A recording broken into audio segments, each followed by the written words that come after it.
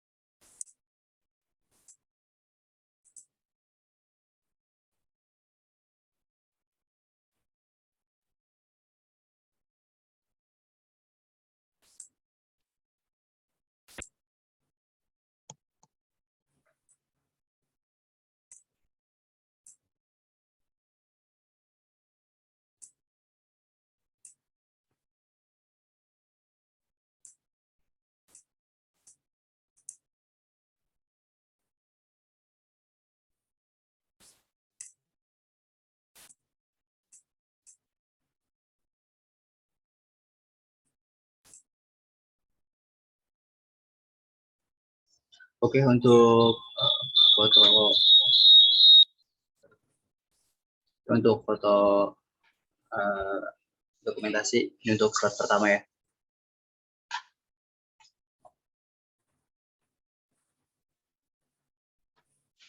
Oke, next untuk slide kedua.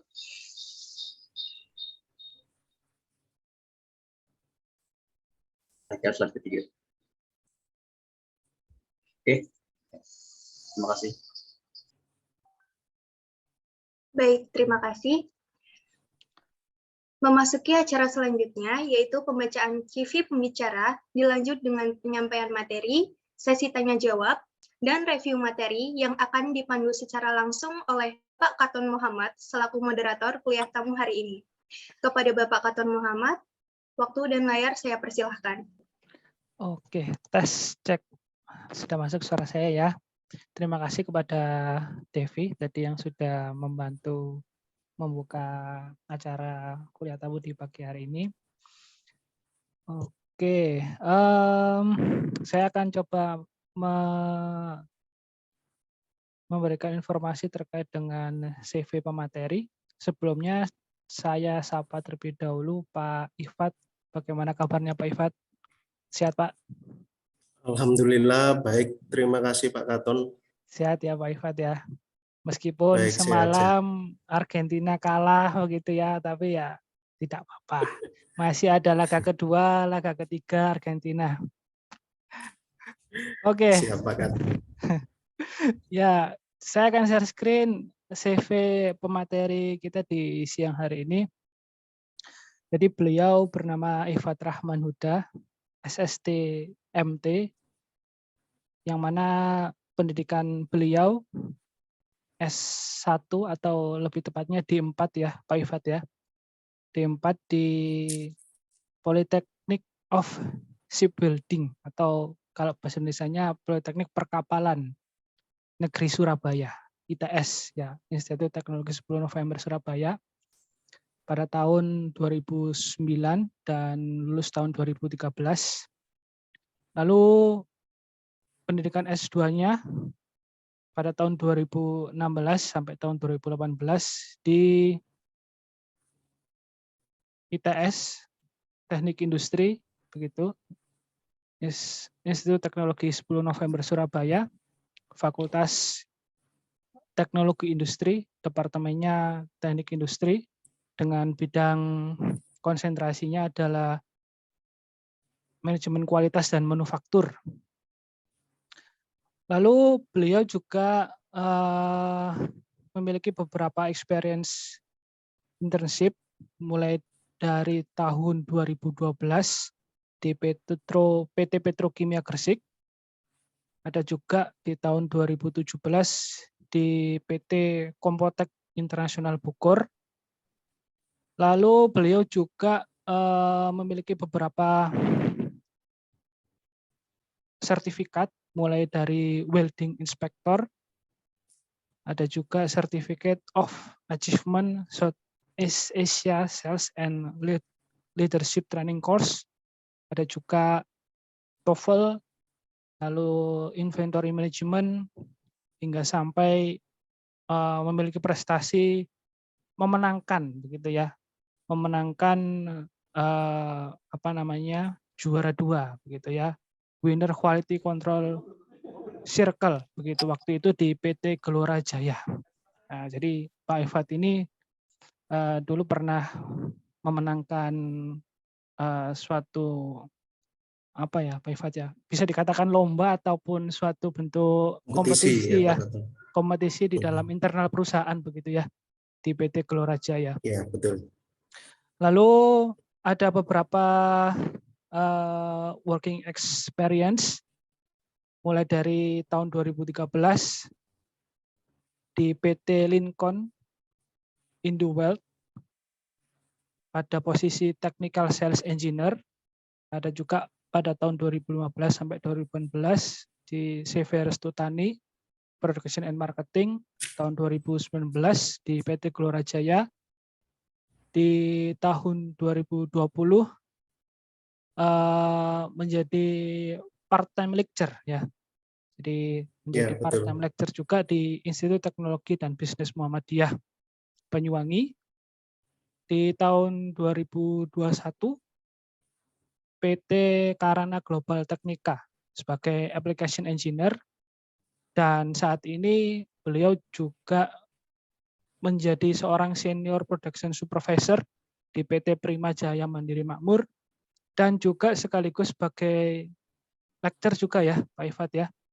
Dan sebagai dosen juga di Universitas Bahuddin Mudari gitu di Sumeneb. Itu CV yang bisa kami tampilkan. Setelah ini silakan kami persilakan kepada Bapak Ifat Rahman Huda untuk share materinya. Nantinya barangkali apakah diperbolehkan di tengah presentasi ada yang tanya, ataukah presentasi berakhir terlebih dahulu baru bertanya Pak Ifat?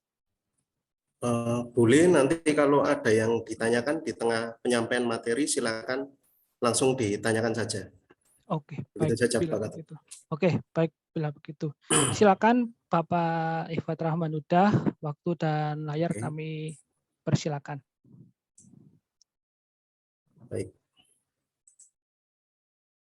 Oke, pertama-tama saya ucapkan Assalamualaikum warahmatullahi wabarakatuh. Selamat siang kepada rekan-rekan Unsud, kepada Bapak Ibu dosen Unsud yang telah hadir. Saya ucapkan terima kasih atas undangannya. Kemudian kepada khususnya mahasiswa Teknik Industri Unsud ya, untuk berbagi ilmu. Saya kira saya punya pengalaman sebagai praktisi yang ingin saya sampaikan ke teman-teman semua dengan harapan nantinya ilmu yang saya tularkan nanti bisa dipakai di kemudian hari ya, insya Allah seperti itu. Baik. Oke, kita mulai saja, kita masuk ke materi. Kebetulan judulnya hari ini adalah Quality Control Circle ya. Jadi atau bahasa Indonesianya ini gugus kendali mutu. Nah, di sini tema kita adalah implementasi dan peluang quality control circle pada industri manufaktur. Oke, kita tadi sudah perkenalan. Jadi ini saya skip saja ya. Nah, ini nanti akan 4 hal yang akan kita bicarakan. Mungkin untuk open discussion ini sebetulnya sesi tanya jawab ya, tapi nanti teman-teman boleh bertanya di tengah-tengah penyampaian materi aja. Jadi kita fleksibel. Untuk yang pertama, saya nanti step ini adalah langkah dalam mengerjakan QCC. Jadi di situ nanti terdapat langkah-langkah yang istilahnya esensial ya dalam kita nanti mengerjakan sebuah proyek QCC.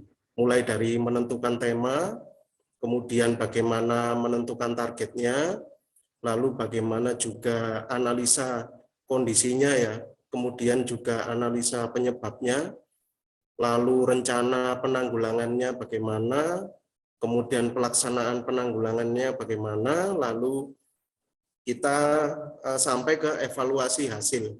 Nah, nanti kalau hasil itu positif atau signifikan, nah itu nanti kita jadikan sebuah standar gitu ya.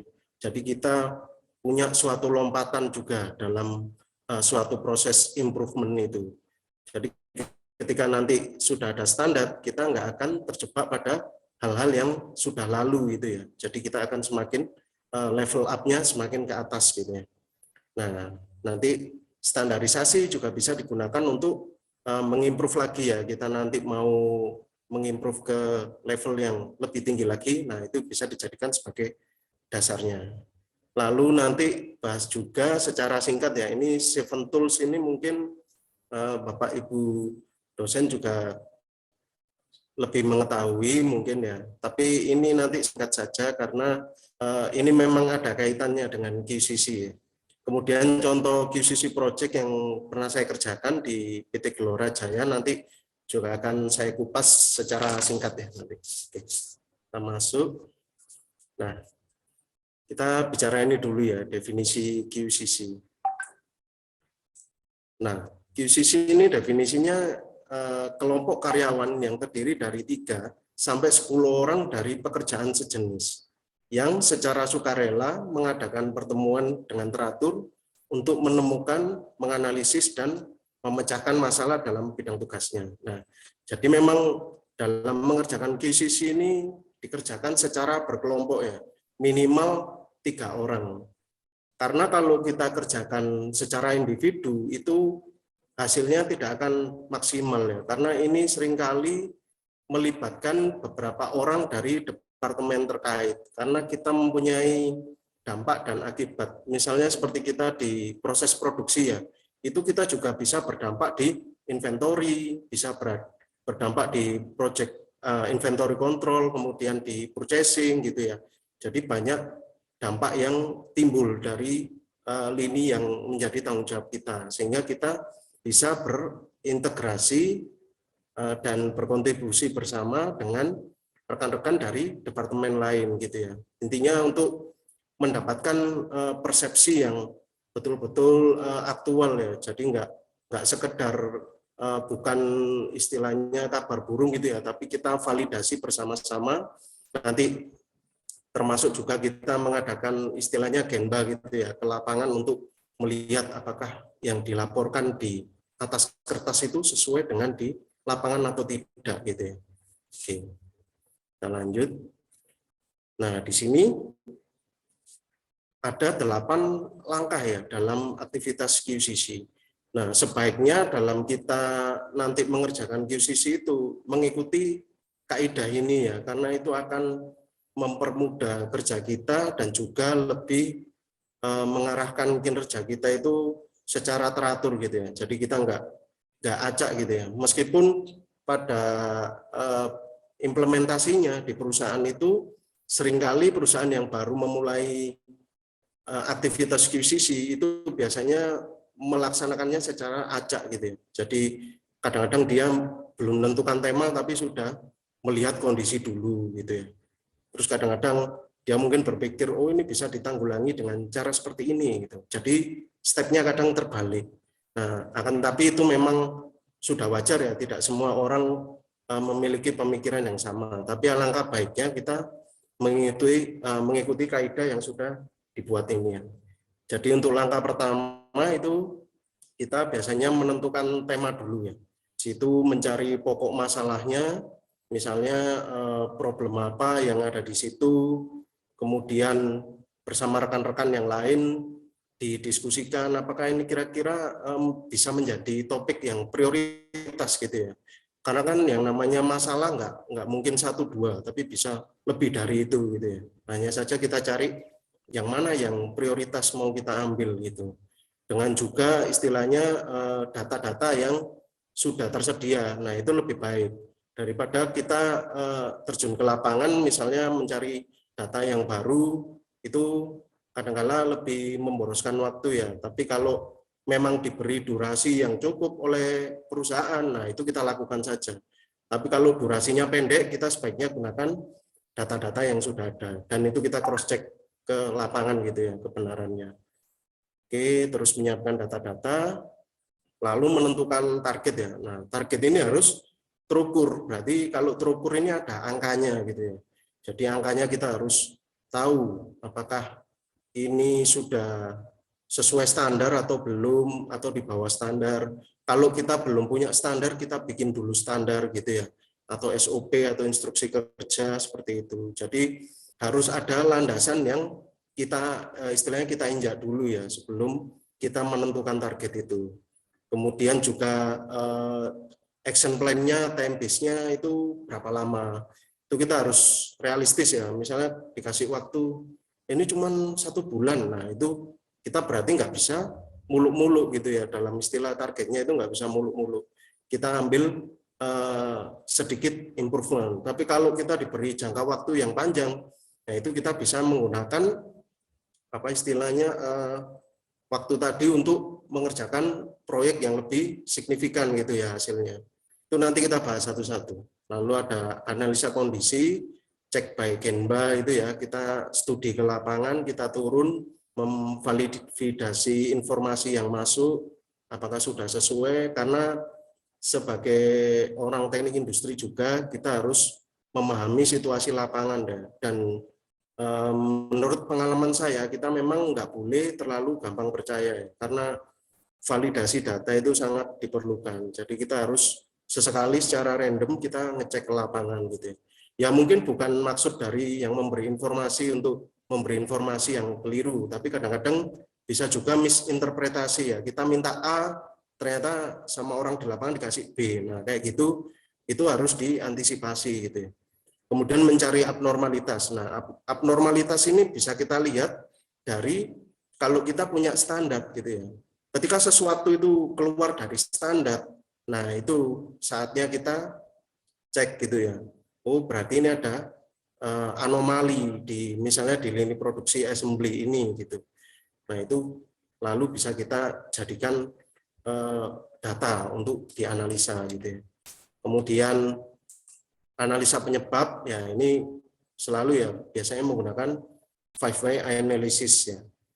Kemudian nanti setelah kita tahu penyebabnya, kita siapkan rencana penanggulangan. Nah itu untuk istilahnya countermeasure-nya gitu ya. Kalau kita sudah tahu penyebabnya, terus cara nanggulanginya gimana? Itu kita juga punya target waktu. Kemudian ini yang terpenting. Yang terpenting adalah PIC ya. Jadi people in charge. Siapa orang yang bertanggung jawab terhadap rencana itu. Karena kalau kita cuma bilangnya PIC itu orang maintenance atau orang produksi atau orang quality. Nah, orangnya siapa gitu. Jadi harus sampai dengan menyebut sebuah nama gitu ya. Jadi ada personnya, betul-betul ada person, bukan departemen atau bagian seksi-seksi dari manufaktur itu gitu ya. Jadi harus memang ada namanya gitu. Lalu ada target perbaikan kita seperti apa. Nah, kalau sudah kita lanjut ke pelaksanaan penanggulangan. Di sini kita melakukan eksekusi ya. Jadi eksekusi dari rencana penanggulangan yang sudah dibuat tadi, eksekusinya bagaimana. Nah, kalau di eksekusi itu ternyata ada yang di luar dari rencana, misalnya ada perubahan bahan baku, Pak, bahan bakunya misal ganti merek gitu. Nah, itu harus kita beri catatan kaki ya. Jangan meskipun istilahnya standarnya sama, tapi beda merek kita anggap sama, belum tentu ya, karena indeks materialnya itu kadang-kadang bisa berbeda antar satu supplier dengan yang lain gitu. Jadi harus kita beri catatan gitu ya, kita garis bawahi. Nah, lalu kita evaluasi hasilnya. Apakah hasilnya ini mencapai target atau menyamai target atau mungkin tidak mencapai target gitu ya. Dan itu evaluasi itu harus semuanya disimpulkan karena itu nanti akan menjadi pedoman kita untuk perbaikan selanjutnya gitu ya. Tapi apabila hasilnya itu memang istilahnya positif, nah itu kita nanti jadikan itu sebuah standar gitu ya. Standar itu masuk ke selanjutnya ya, step selanjutnya itu bisa pembaruan IK, instruksi kerja, atau pembaruan standar parameter gitu ya. Jadi kita istilahnya sudah ada pegangan gitu ya untuk menjalankan aktivitas di manufaktur ini. Seperti itu. Oke, saya lanjutkan.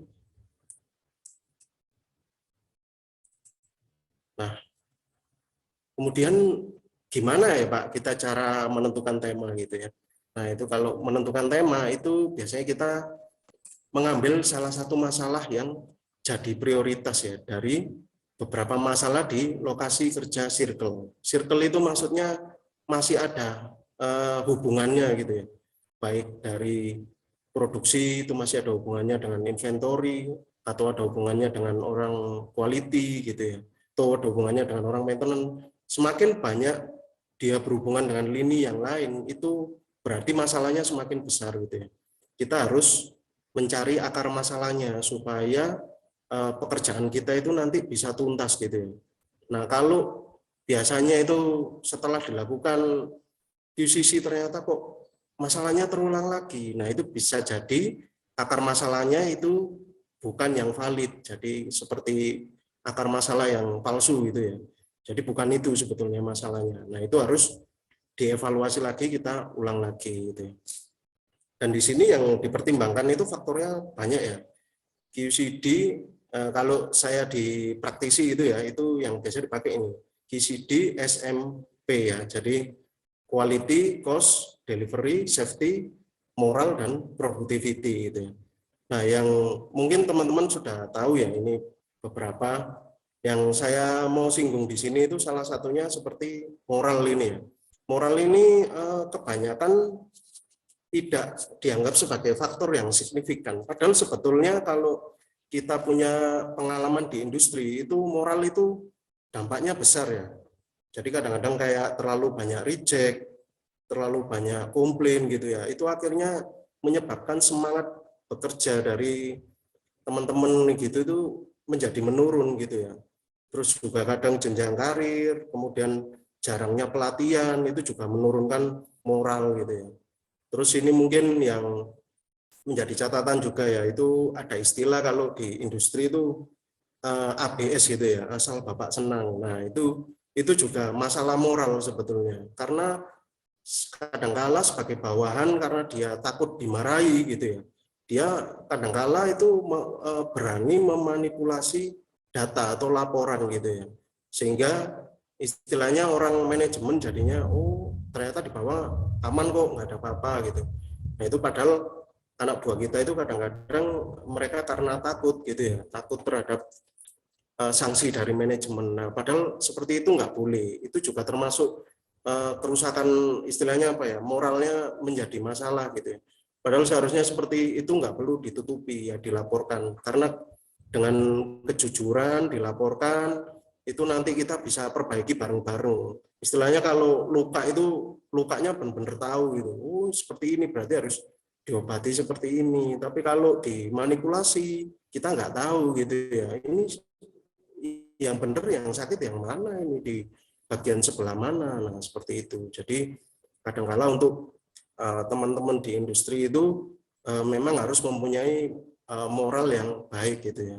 Dalam artian itu tadi juga salah satunya terbuka gitu ya. Terus juga biasanya juga kalau sudah jenjang karirnya enggak jarang, kadang mereka juga bekerjanya jadi asal-asalan gitu ya. Jadi kayak nggak punya semangat gitu ya, malas berpikir istilahnya. Kadang-kala kalau kita beri tugas gitu asal-asalan. Nah, itu juga istilahnya masalah moral juga gitu ya. Kalau masalah kualitas sih seperti di tempat saya itu kan fokusnya untuk membuat pipa PVC ya, itu ya masalah seperti pipa retak gitu ya, kadang-kadang pipanya kempet atau pipa bercak, tapi itu kebanyakan memang berhubungan dengan mesin gitu ya, mesin dan perawatannya gitu ya. Nah, ada juga problem biaya gitu ya, misalnya biayanya itu bahan bakunya naik gitu ya tiba-tiba ya, kemudian juga penyusutan material kita tinggi. Nah, itu bisa jadi masalah juga, karena artinya input dan output kita nggak seimbang gitu ya. Mungkin penyusutannya tinggi, akhirnya banyak bahan baku itu yang nggak terolah dengan baik, nggak bisa menjadi output yang sesuai target gitu ya. Nah, itu juga masalah gitu ya. Makanya penyusutan itu juga biasanya menjadi PR untuk di industri manufaktur yang istilahnya masih belum ini ya, belum secara pengelolaan belum terlalu baik. Nah, itu biasanya juga terkendala dengan masalah penyusutan gitu ya. Kemudian biaya labor cost juga. Jadi kalau labor cost ini udah pasti ya, udah dari tahun ke tahun itu menjadi masalah karena seperti kenaikan UMR gitu ya, atau UMP. Nah, itu jadi masalah. Karena itu kita nanti teman-teman sebagai insan industri itu juga bertugas nanti untuk mengoptimalisasikan para pekerja ya, istilahnya labor gitu ya, supaya kita tidak banyak pemborosan dalam operasional gitu ya, karena itu salah satu KPI juga ya kalau khususnya untuk orang produksi gitu ya. Kemudian ada juga misalnya ada problem delivery gitu ya, itu seperti ketersediaan bahan baku, kemudian bagaimana jadwal pengirimannya, lalu juga ketersediaan pengangkutnya gitu ya, carrier-nya seperti forklift gitu ya. Itu juga masalah gitu. Tapi dari pengalaman saya itu kalau kita mau nyari tema QCC itu kita enaknya berangkat dari 5R aja. 5R dulu kita lihat apakah ada ketidakteraturan ya dari 5R ini. Nah, itu nanti dari situ biasanya nanti kita bisa temukan. Nah, ini ada contoh ya, ini tabel ini saya ambil dari dulu proyek saya di Jakarta gitu. Ini ada stratifikasi masalah. Jadi dalam menentukan nanti faktor apa aja yang mau kita ambil gitu ya temanya, itu kita stratifikasikan dulu. Dalam artian itu dikelompokkan. Misalnya kita kelompokkan produktivitas gitu ya. Karena kayak ini small part jatuh ini juga bisa mempengaruhi produktivitas gitu ya. Jadinya dia dikelompokkan di sini. Nah, kalau misalnya masalahnya lain ya dikelompokkan di tempat yang lain gitu ya. Nah, ini menggunakan metode brainstorming ya. Kemudian kita lakukan pembobotan. Nah, dari sini didapat itu yang istilahnya proporsinya paling besar ini produktivitas line assembly di B1 itu rendah. Nah, ini sebesar 30,91%. Nah, ini sehingga ini nanti jadi yang prioritas ya untuk dikerjakan gitu ya. Jadi meskipun mengingat yang lain juga penting gitu ya, tapi ini bisa istilahnya di nomor 2 kan, nah ditunda dulu, kita kerjakan yang porsinya besar dulu seperti itu. Oke, saya lanjutkan. Nah, kemudian dalam menentukan target itu ya, ini teman-teman juga pasti sudah tahu, kita menggunakan yang namanya kaidah ini ya, SMART ya. Itu harus spesifik, measurable, attainable, relevant, dan time-based. Oke, kita lanjut. Nah, kalau spesifik ini, itu tetapkan target yang spesifik, benar-benar spesifik, lalu hindari target yang terlalu umum atau kurang mendetail. Target tidak boleh ambigu, harus jelas dan dipaparkan dengan bahasa yang lugas.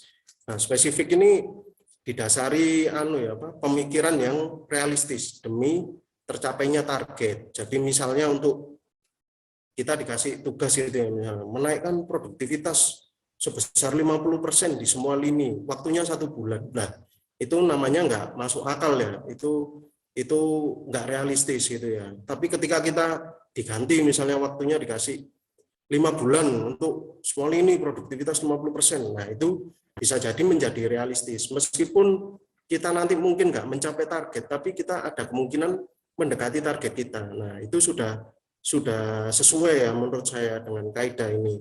Nah, jadi yang menjadi patokan kita realistis atau enggak itu sumber daya yang tersedia, dalam artian orang-orang yang nanti menjadi PIC itu, kemudian juga durasi waktunya ya. Karena kan ketika kita mengerjakan QCC itu kan kita juga tetap punya tugas-tugas yang menjadi rutinitas kita gitu ya. Jadi dalam artian kita pasti bagi waktu nanti. Nah itu harus diperhitungkan gitu ya. Oke. Lalu selanjutnya measurable. Nah ini setelah menentukan tujuan yang spesifik, kemudian tahap selanjutnya adalah mengukur progres gitu ya, kemajuan dari tindakan yang sudah dilakukan. Kemajuan akan membantu tim untuk tetap berada dalam jalur yang benar. Nah ini contohnya ya. Contohnya itu seperti productivity up 30%, reduce cost 12%, kapasitas 12.000 pieces per hari gitu ya. Nah ini kan kita ada angka gitu ya, ada acuan gitu ya. Ada acuan, produktivitinya harus 30%, terus ini 12%. Nah, ini contoh yang benar karena bisa diukur gitu ya. Nah, kalau kayak gini ini ambigu gitu ya. Delivery terpenuhi. Ya terpenuhinya itu berapa? Kita nggak tahu gitu ya. Mereduksi angka klaim sekecil-kecilnya. Lah berapa angkanya gitu ya? Nggak disebutkan. Terus memperkecil angka turnover secara maksimal. Nah, maksimalnya berapa? Nah, ini harus dihindari. Jadi kita harus punya ukuran yang apa ya, yang bisa diukur gitu ya. Istilahnya ada angkanya gitu ya. Meskipun kadang-kala sih ya, saya masih sering jumpai gitu ya, ketika istilahnya ada kunjungan ke supplier yang lain gitu ya, itu masih pakai contoh-contoh yang seperti ini gitu ya. Nah ini memang sebuah kebiasaan yang harus kita hilangkan gitu ya. Ya mungkin kalau dulu ini dianggap udah bener, nah, tapi kalau sekarang ini enggak, ini ya kurang tepat gitu ya. Oke, kita lanjut. Lalu ada attainable.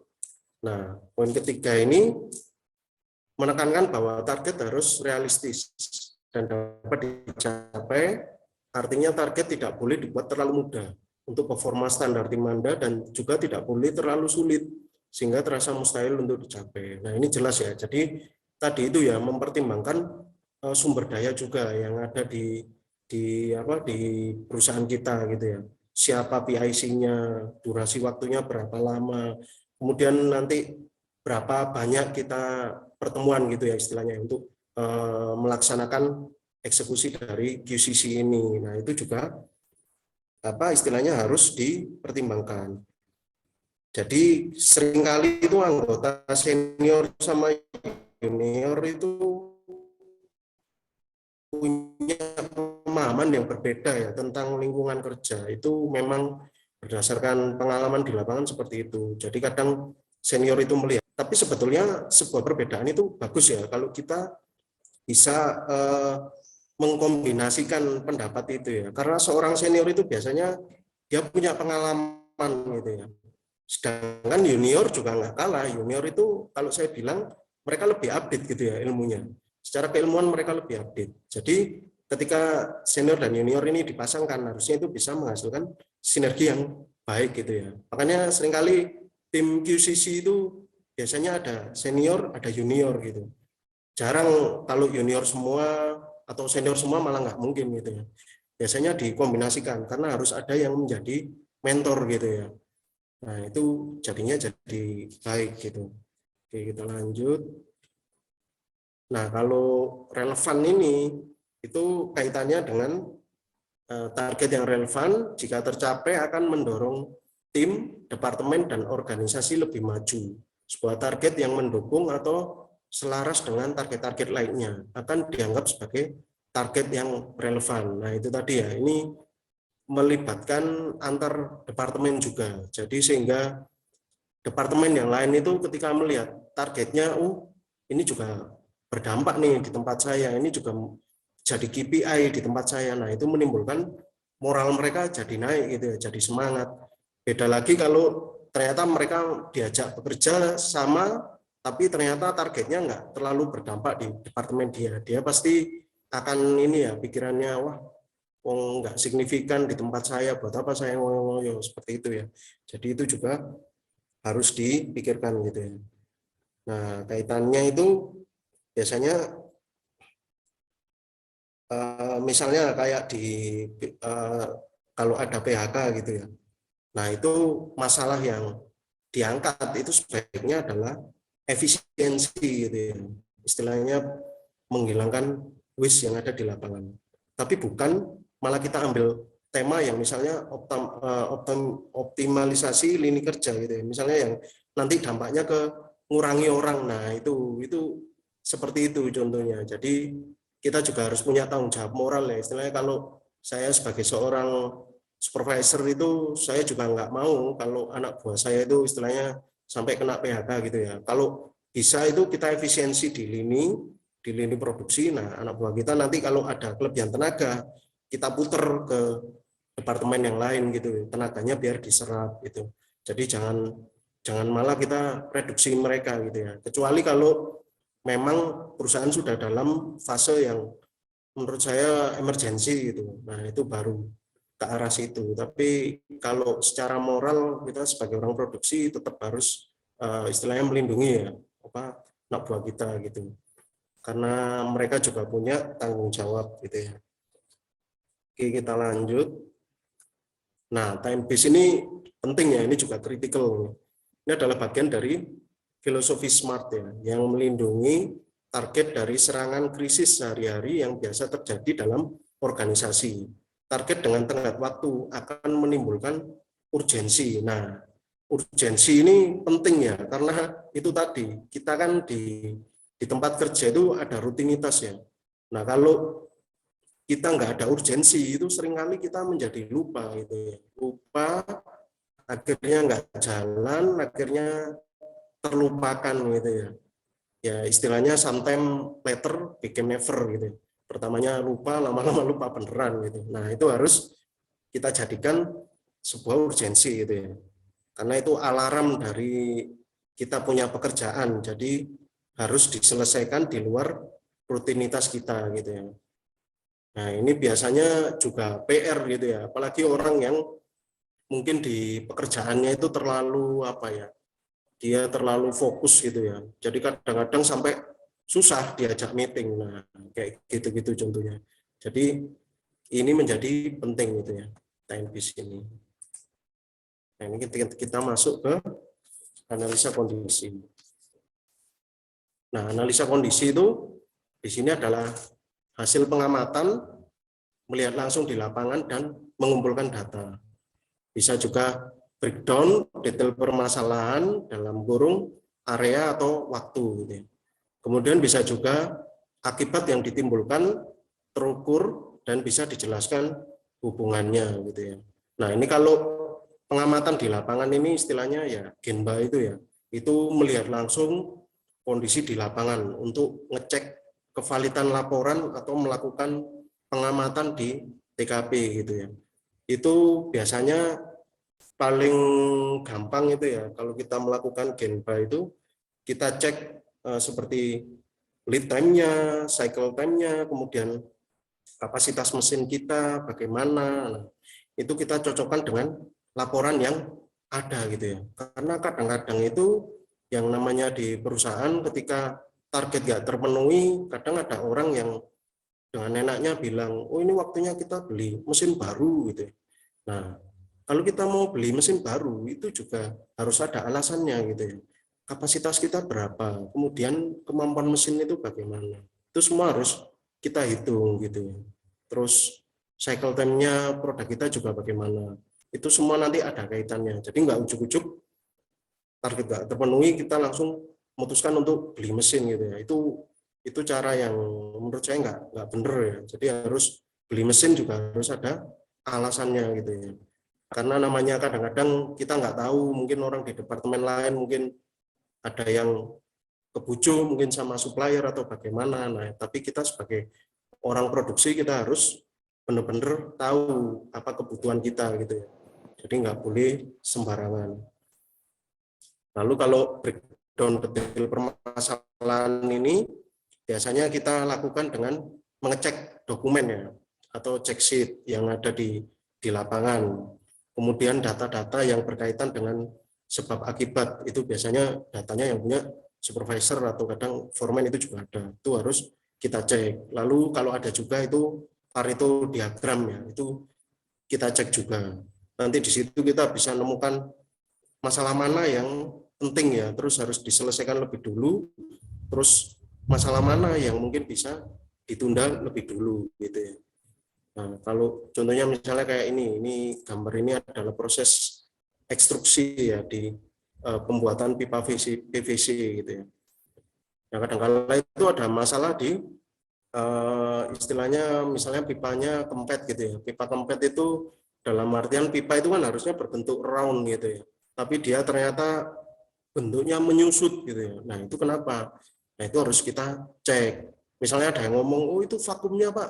Vakumnya bermasalah." Lah, bermasalahnya kenapa? Kita breakdown lagi gitu ya, sampai ketemu. Oh, misalnya, oh ternyata ini dia tersumbat kotoran dari mana? Dari sisa-sisa material yang sudah dipotong gitu misalnya. Nah, itu berarti harus ada countermeasure-nya. Gimana caranya kotorannya ini supaya nggak masuk. Nah, kalau dia misalnya masuk itu sudah menyumbat, itu mau berapa lama? Istilahnya sampai dia bisa menimbulkan vakumnya buntu gitu ya.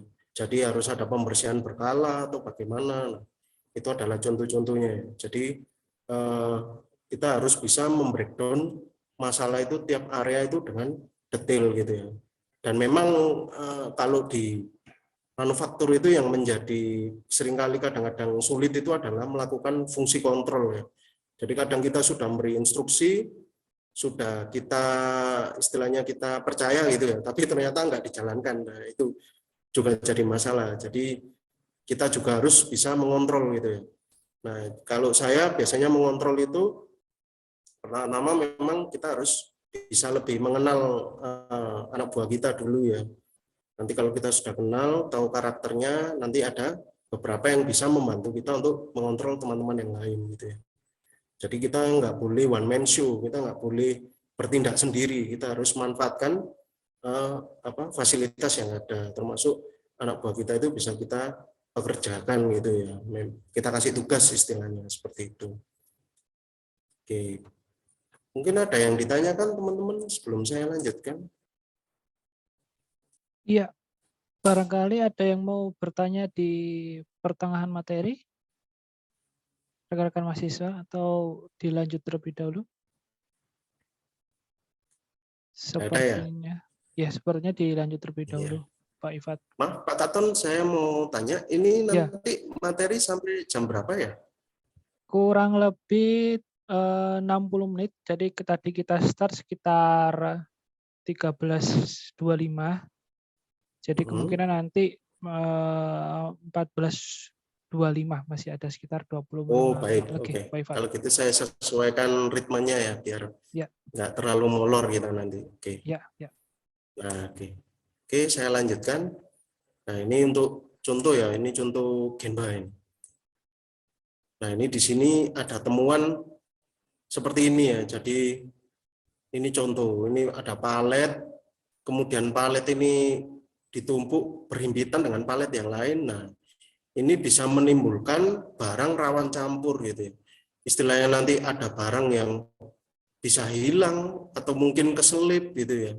Atau ada orang yang bisa jadi salah ngambil kotak gitu. Nah, ini salah satu yang harus kita perhatikan juga di lapangan gitu ya. Jadi kita nggak, istilahnya kalau dilapori anak buah itu nggak langsung kita percaya dulu, tapi kita cek dulu kebenarannya. Lalu ada juga seperti ini, misalnya temuan. Nah, ini sulit cari barang berdasarkan tipe. Istilahnya ini barang sisa. Istilahnya kalau target produksi sudah terpenuhi, nah itu ada barang-barang yang sisa produksi itu dimasukkan di sini. Mungkin nanti diikutkan di sisa produksi selanjutnya, ke proses produksi selanjutnya. Nah, itu kadang-kadang nggak ditandai gitu ya, nggak ditandai, nggak dikasih nomor, nggak ada identitasnya. Nah, ini nanti bisa rawan hilang juga, hilang atau berpindah, atau jangan-jangan barang NG juga masuk ke sini ya. Istilahnya barang yang nggak bagus, barang reject gitu ya. Nah, itu harus kita rapikan gitu ya. Nah, ini ada juga contoh temuan 2 ini, barang sisa dibuatkan rak dengan pemisahan garis kuning per tipe dan diberi identitas. Nah, ini udah bener dikasih garis kuning. Nah, tapi raknya yang untuk barang yang dipisah ini harusnya diberi identitas lagi gitu ya. Karena dia nggak boleh campur. Juga penyusunannya ini sebetulnya nggak boleh seperti ini. Jadi harus biasanya untuk yang barang-barang yang dipisah itu ditaruh di yang paling bawah gitu ya. Nah, itu supaya tidak menimbulkan istilahnya kesalahan dalam mengambil ya. Oke, kita lanjut. Nah, kalau yang keempat, setelah kita tadi menganalisa kondisi, kita analisa penyebabnya ya. Itu menggunakan faktor 4M plus E ya. Jadi man, mesin, metode, material, kemudian juga environment ya, lingkungannya. Nah, di sini juga faktor korelasi harus jelas gitu ya. Misalnya kayak man gitu ya, orang itu biasanya itu berkaitan dengan kelakuan atau behavior, kebiasaan. Kalau mesin itu sebagai alat juga berkaitan dengan performa, kemudian metode itu lebih ke prosedur, tata cara, terus material bahan yang digunakan ya. Nah, terus kalau lingkungan ini biasanya kaitannya dengan lingkungan yang bagaimana, apakah yang gelap, berdebu, atau kotor gitu ya, atau panas atau dingin. Nah, itu juga bisa menjadi penyebab gitu ya. Lalu misalnya nih ada contoh gitu ya. Nih potential root cause, man, unfamiliar with some element of the job.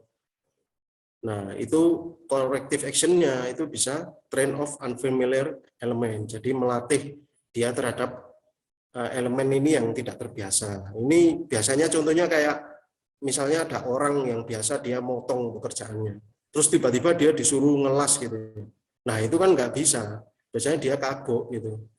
Nah, itu sering terjadi juga di lapangan karena kadang orangnya nggak masuk, terus kita ngambil dari tenaga yang lain. Nah, itu bisa terjadi seperti ini. Nah, karena itu untuk corrective action-nya kita harus melatih dia gitu ya, melatih dia dengan istilahnya supaya familiar gitu ya. Lalu juga bisa dia mereview standar ya, mereview standar, kita buatkan SOP. Nah, tapi di sini saya tekankan ya, dalam membuat SOP itu nggak bisa kita istilahnya menyesuaikan dengan pemahaman kita. Kita harus membuat SOP itu semudah mungkin. Dalam artian istilahnya kalau kasarannya orang baru baca aja ngerti gitu ya. Nah, itu berarti SOP-nya udah bagus. Jadi jangan sampai kita membuat yang terlalu rumit gitu ya. Kalau rumit itu pasti iya kalau orangnya kemampuannya mumpuni gitu ya. Tapi kalau orangnya biasa-biasa aja nanti dia nggak akan bisa mengikuti SOP yang kita buat gitu. Jadi ini juga tugas seorang industrial untuk engineer untuk membuat SOP yang mudah dipahami gitu. Lalu secara metode ada potential root cause, proses standar is incorrect. Nah, itu bisa kita corrective action-nya, sekuennya, urutannya kita perbaiki, atau alat inspeksinya kita ganti gitu ya, atau kita gunakan yang lebih presisi, atau bisa menggunakan tool yang lain. Kemudian kita bisa mengupdate standar juga bisa, berarti kita melakukan review lagi, atau implement LPA for critical craftsmanship element. LPA ini layer proses audit ya, untuk menjamin kesesuaian prosedur kerja dengan pelaksanaan. Jadi sifatnya memverifikasi, biasanya pada bagian-bagian produk yang sifatnya ini vital ya, jadi perlu istilahnya lebih diawasi lagi gitu. Oke, kita lanjut. Nah, ini contoh rencana penanggulangan gitu. Nah, ini menggunakan 5W, 1H ya. Nah, what, how, why, where, how much, when, who. Who ini PIC ya, people in charge-nya gitu. Misalnya ada masalah, dorong palet berat. Nah, gimana caranya ya? Palet dorong dimodifikasi, misal dimensi dikecilkan. Agar apa? Palet dorong ini lebih ringan saat didorong. Kita mau gunakan ini di mana? Di seluruh lini produksi. Nah, ini PIC-nya misalnya bright gitu. Kemudian proses pengepelan lama. Ini biasanya saya ambil contoh dari ini ya, berangkat dari 5R gitu ya. Terus pegangan kain pel dimodifikasi, dipanjangkan untuk area yang luas. Jadi cover untuk membersihkan itu bisa lebih luas ya. Orangnya nggak perlu istilahnya sampai maju-maju gitu ya. Ini kan juga berkaitan dengan safety gitu ya, supaya dia nggak dekat-dekat dengan mesin gitu ya. Jadi karena mesin itu juga ada bagian yang berbahaya ya, ada potensi bahayanya. Lebih mudah saat di handling gitu ya. Nah, ini tersedia di semua palet pel. Lalu misal air bekas pel tergenang di lantai. Nah, ini hasil kotor, sisa pel diangkat dan dimasukkan ke ember gitu ya. Jadi diangkat dulu, masukkan ke ember, baru dibuang ke saluran drainase ya, yang udah disiapkan. Lalu kotoran dan oli sisa pel ini supaya enggak tersebar. Ini di all area cleaning juga. Lalu ada area bawara, misalnya di bawara itu kan atau mesin susah dibersihkan. Nah, ini menggunakan kain pel dengan tegangan yang pendek gitu ya. Nah, ini tapi biasanya harus ada yang ngawasi ya. Misalnya kalau ada operator yang tanggung jawab di bagian itu, nah itu kalau ada orang bersihkan, dia harus dampingi. Jadi nggak boleh ujuk-ujuk orang ini masuk ke situ terus ngepel gitu. Nah, itu bahaya ya. Karena namanya mesin kan ada bagian yang berpotensi bahaya. Ini harus diawasi dulu sama operator yang tanggung jawab di situ. Kemudian handling lebih mudah dan ringan untuk area sempit. Nah, ini juga all area cleaning. Kemudian kalau pel tidak beraturan, nah ini biasanya cirinya ini dia kayak wirawiri ya. Kalau bahasa Jawa itu mondar-mandir gitu. Nah, itu berarti perlu kita buatkan routing proses ya. Jadi dia harus mulai dari mana, jalan kemana dulu, sampai nanti endingnya di mana dia selesai membersihkan. Nah, itu dia nanti akan lebih efisien gitu ya. Rute kerjanya jadi lebih jelas. Jadi dia nggak mondar-mandir. Nah, ini juga sepele ya sebenarnya, kayak pengambilan sabun dan deterjen tidak terkontrol. Nah, ini tapi kalau sebetulnya kita gabungkan ke analisis biaya, ini lumayan nilainya gitu ya. Ini contoh kecil, makanya kita seringkali itu nggak perlu berangkat dari contoh yang besar, kita bisa juga mulai dari yang kecil dulu gitu ya. Nah, ini kadang-kadang pemborosan kan, terus dibuatkan planning pemakaian, lalu permintaan sabun dan deterjen agar lebih terkontrol gitu ya. Ini masuknya di area pengebonan, jadi ada apa namanya, ada bonnya gitu ya, keluar masuknya bisa dikontrol gitu ya. Oke, kita lanjut. Nah, ini contohnya ya, kalau sudah melaksanakan penanggulangan, nah itu harus direncanakan langsung ya, harus on time gitu ya. Jadi nggak boleh ditunda-tunda dan langsung dicek di lapangan, ada kendala nggak mengimplementasikan yang tadi gitu ya. Nah, kalau ada kendala, nah itu kita masukkan ke dalam catatan gitu ya, untuk kita evaluasi lagi.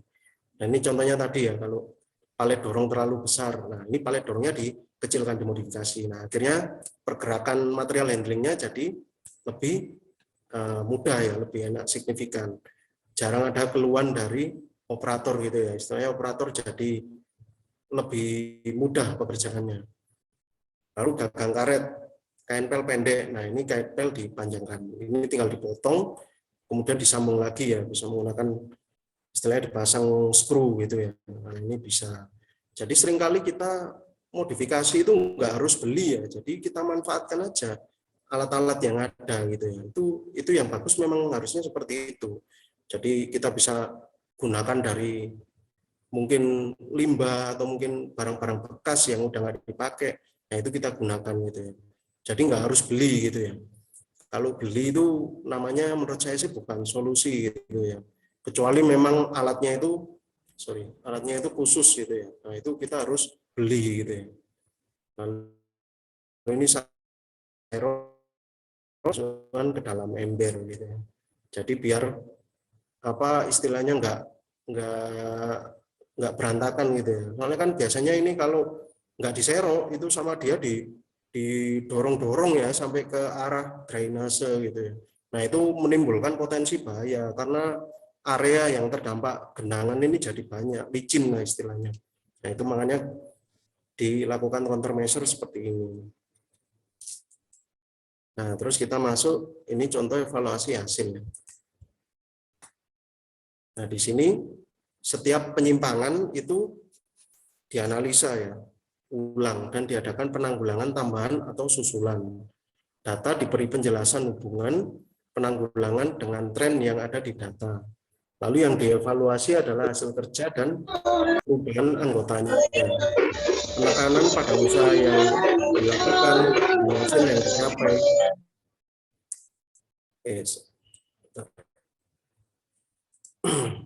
Dan hasil yang dicapai.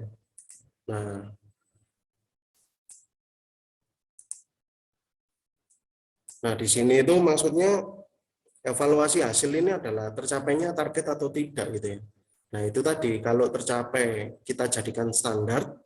Nah, kalau enggak itu apa kendalanya dan kesimpulannya gitu ya. Biasanya memang terjadi karena bukan root cause yang sebetulnya gitu ya, tapi itu root cause yang kurang valid gitu ya. Jadinya masalah itu tidak bisa diatasi gitu ya. Nah, di sini contohnya tadi misalnya pemakaian deterjen tadi ya. Sebelum QCC itu pemakaiannya 125,75 kilo ya per bulan ya. Per bulan. Dengan harga satuannya 19.000. Terus setelah kita lakukan countermeasure tadi, kita canangkan target, ini bisa nih apa istilahnya jadi turun jadi 88. Ternyata setelah kita lakukan QCC hasilnya jadi 87 gitu ya. Nah, ini ada penurunan menjadi 31% ya. Nah, kalau diuangkan itu saving kita menjadi Rp736.250 per bulan gitu ya. Nah, ini kan kalau dikumpul-kumpulkan ya istilahnya ini bisa jadi pundi-pundi gitu ya. Nah, ini baru pada satu item gitu ya. Apalagi kalau kita aware dengan item yang lain gitu. Nah, ini angkanya bisa lebih banyak lagi. Dan istilahnya pengalaman saya di industri itu seorang istilahnya apa ya, pemilik perusahaan atau mungkin top manajemen itu sangat suka dengan hal-hal yang seperti ini gitu ya. Istilahnya kalau kita punya improvement itu pasti yang ditanya ini dulu, uangnya berapa gitu yang kita simpan. Nah, semakin hasilnya ini signifikan, mereka akan applause ya istilahnya kepada kita gitu ya. Karena memang yang dibutuhkan perusahaan untuk bisa survive dan kompetitif itu adalah hal-hal seperti ini. Jadi bisa saving pembiayaan gitu ya. Karena kalau mereka istilahnya mau kompetitif, yaitu tadi mereka harus bisa mengefisiensi produksinya, mengefisiensi bagaimana menjalankan manufaktur sehingga mereka nggak perlu menaikkan harga jual produknya gitu ya. Kalau yang lain mungkin kena kenaikan bahan baku, mereka sudah bingung. Oh, berarti harus naikkan harga produknya juga. Tapi kalau kita bisa tekan dengan efisiensi, kita tetap mendapatkan profit yang sama, tapi tidak perlu menaikkan harga jual produk kita. Gitu. Nah, itu yang akhirnya menjadi kekuatan kompetitif dari suatu produk. Gitu. Dan itu sudah saya amati pada manufaktur yang besar ya di Indonesia itu kebanyakan melakukan seperti itu. Jadi mereka istilahnya punya napas lah untuk menahan istilahnya krisis-krisis yang terjadi karena mereka masih bisa punya ruang efisiensi ini tadi. Beda dengan efisiensi yang udah ruangnya sedikit gitu ya. Mereka kena goncang sedikit sudah nggak bisa survive gitu ya. Nah, itu makanya yang penting gitu ya. Jadi kalau teman-teman nanti mungkin bekerja nanti lebih banyak melakukan improvement yang berkaitan dengan biaya gitu ya. Jadi nanti savingnya berapa. Nah, itu yang jadi acuan kita gitu. Oke, saya lanjutkan. Nah, itu nanti kalau istilahnya sudah tercapai gitu ya, target kita sudah tercapai, nah kita melakukan standarisasi. Standarisasi berkorelasi dengan apa yang ditanggulangi. Pasti ya, yang kita lakukan di awal tadi pasti akan berhubungan dengan standarisasi yang kita buat. Kemudian buat rencana pencegahan. Nah, itu juga bisa. Nah, standarisasi ini dilakukan setelah target tercapai setelah dengan tujuan supaya kesalahan-kesalahan sebelumnya itu enggak terulang lagi ya. Jadi kalau kita sudah membuat suatu standar itu tujuannya memang supaya tidak kembali ke kesalahan kita yang lama gitu ya. Jadi kita semakin level up lagi. Setelah standar berjalan, target bisa dinaikkan kembali agar meningkatkan performa dari elemen yang diperbaiki. Jadi standar yang kita buat itu bisa kita tingkatkan lagi dan dia menjadi pijakan kita gitu ya untuk mengimprove lagi proses kita. Nah, itu nanti bisa membuat produksi kita makin efisien untuk memenuhi demand customer dan menghindari penumpukan inventory dan juga penggunaan manpower yang berlebih gitu ya. Nah, ini contohnya ya. Ini sebetulnya contoh kalau penerapan Lean ya di industri gitu ya. Nah, ini yang awal ini menggunakan satu orang ya, tapi dia ini benda kerjanya ini fix ya. Jadi dia nggak flow. Nah, sedangkan yang ini model line experiment ini menggunakan flow aliran ya. Jadi dia lebih cepat gitu ya. Lead time-nya, cycle time-nya lebih cepat. Dan ini juga istilahnya orangnya jadi lebih cepat capek gitu ya. Karena variasi kerjanya juga banyak. Sedangkan ini lebih mobile. Nah, ini biasanya seperti ini. Kalau improve-nya itu seperti kalau saya ibaratkan ini seperti irama lagu ya. Jadi kalau kita punya ini ya orderan seperti ini. Nah, kalau produksi massal itu biasanya kerjakan A dulu, A udah selesai, B udah selesai, C udah selesai, D. Tapi kalau kita mengadopsi konsepnya Lean itu kita enggak gitu. Kita buat berpola gitu ya. A, B, C, D, terus lagi A, B, C, D, A, B. Jadi ada polanya. Nah, karena manusia itu lebih mudah mengingat itu memang kalau ada irama gitu ya. Maksudnya ada polanya gitu ya. Itu akan membuat produktivitas meningkat juga mengurangi kesalahan-kesalahan yang istilahnya tidak sengaja gitu ya. Seperti itu.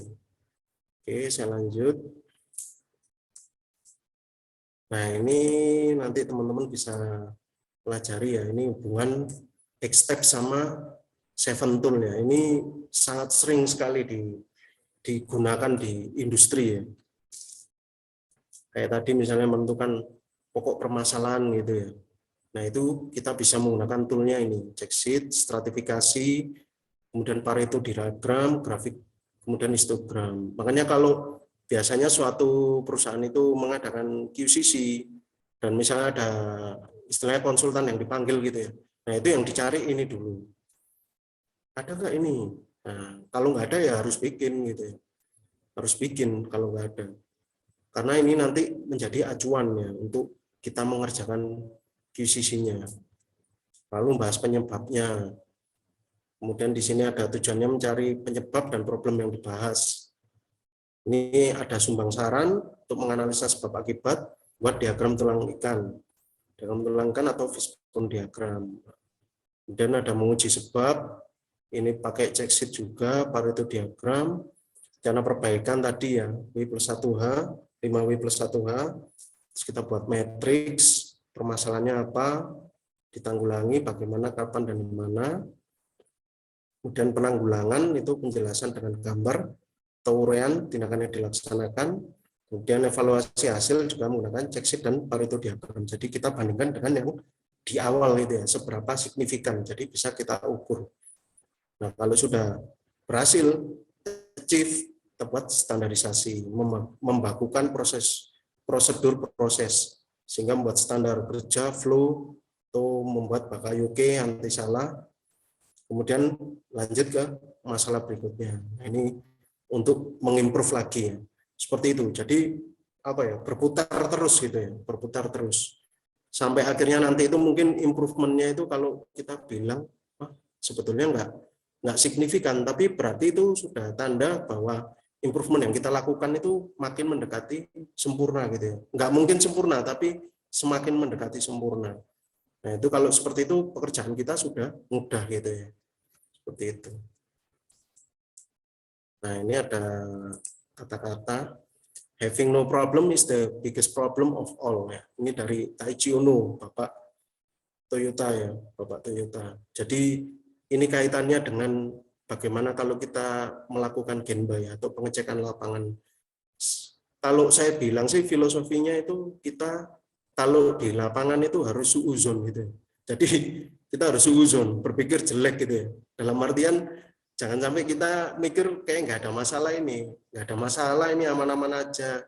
Itu berarti kita sense kita terhadap lingkungan itu belum tajam ya. Karena yang pasti di lapangan itu pasti kemungkinan ada masalah gitu ya. Dan tugas kita mencari masalah yang perlu diselesaikan, yang paling prioritas gitu ya.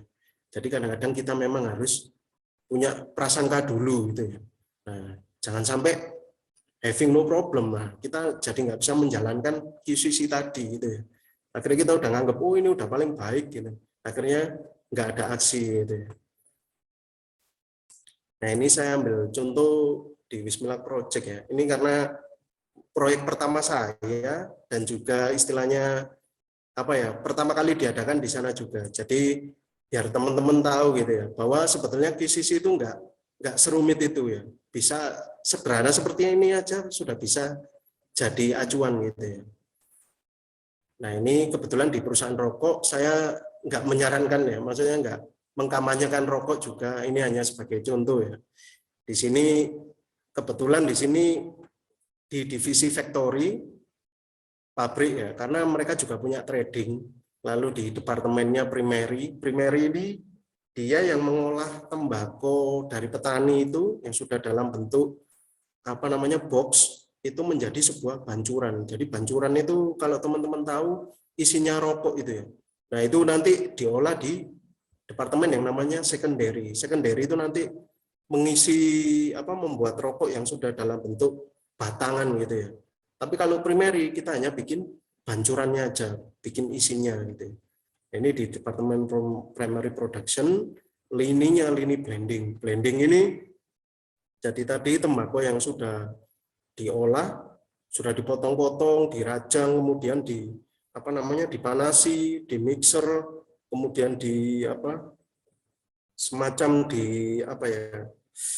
kalau bahasa Jawa itu kayak dileremkan ya, didiamkan. Nah, didiamkan sampai dia istilahnya ada proses semacam fermentasi gitu ya. Nanti baru dia masuk ke blending ini untuk dicampur. Di situ ada nyampur cengkeh, ada nyampur cuka rokoknya juga. Nah, itu bahan-bahan yang istilahnya di sini sifatnya rahasia gitu ya. Itu banyak di tempat blending ini.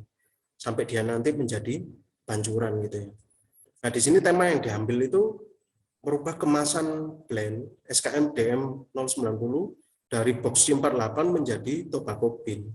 Jadi box C48 itu sebetulnya ini ya, kardus itu loh.